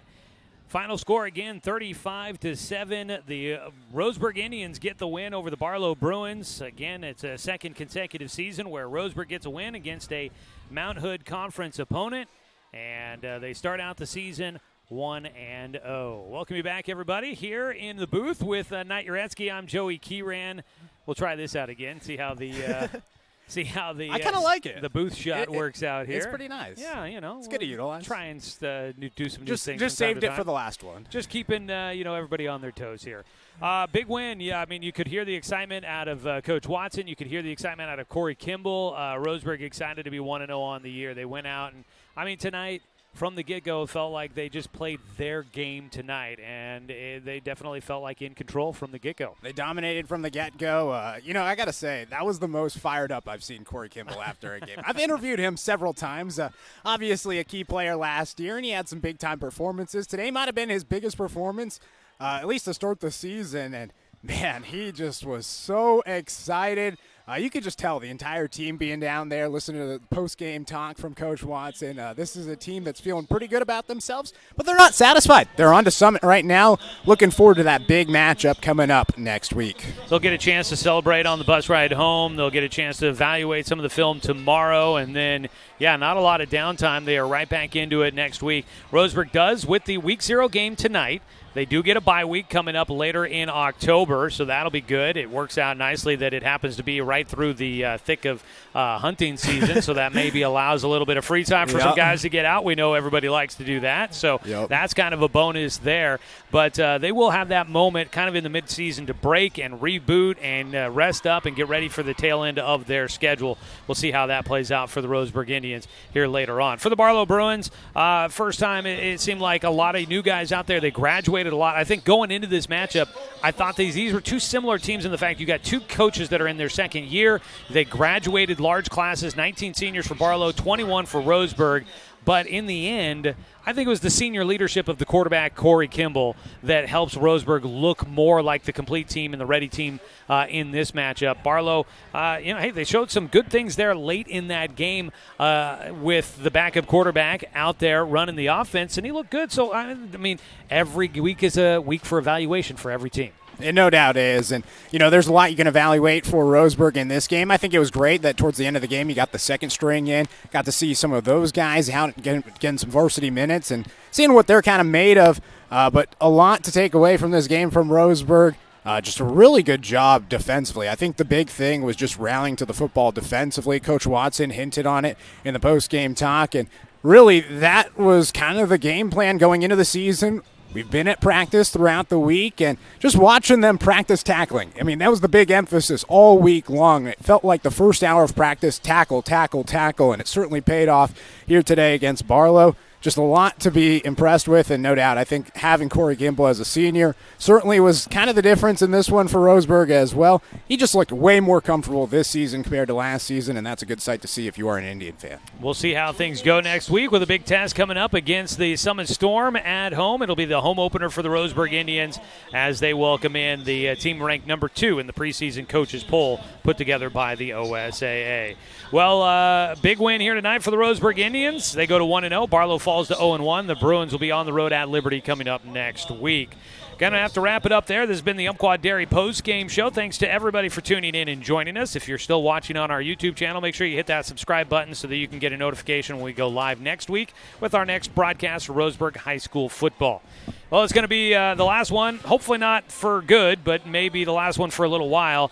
And it's been a pleasure to have you with us in the booth here. Happy that we made it work out for one more here tonight, one more run here to get things going. But Knight Jarecki, thanks so much for a lot of fun and a lot of good stuff. So appreciate it, and thanks so much. Best of luck as things go forward for you. So we wish him adieu, and we wish you a very good night. I hope everybody has a wonderful Labor Day weekend. Have a good one. Have a safe one, and hopefully you'll have a good time. We'll be back with you coming up next Friday when Roseburg hosts the Summit Storm here back home at Finlay Field. And we'll look forward to seeing you there. Hopefully you can come on out and root on the team in person, but if not, we've got you covered as we'll have you coverage here on The Score.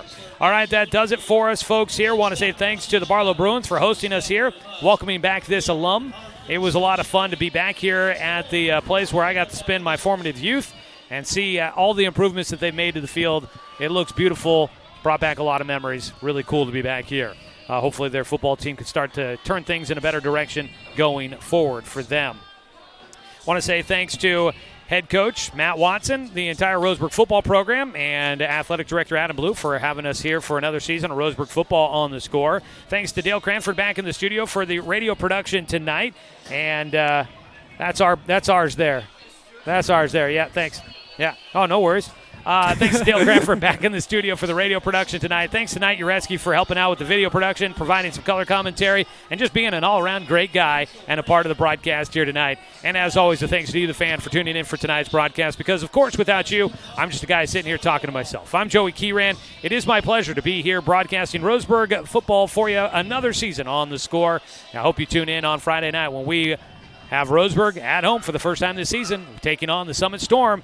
Pregame coverage will start at 6:45. Don't forget to tune in for the Mountain Mike's pregame show, the Friday night pregame show, starting at 6 o'clock, where we cover all of what's going on in football in Douglas County, leading right into pregame from Finlay Field at 6:45 next Friday when the Indians welcome in the Summit Storm. And we'll have it for you on 541radio.com, on the 1490 The Score YouTube channel, and right here on Douglas County's home for sports, The Score, 92.3.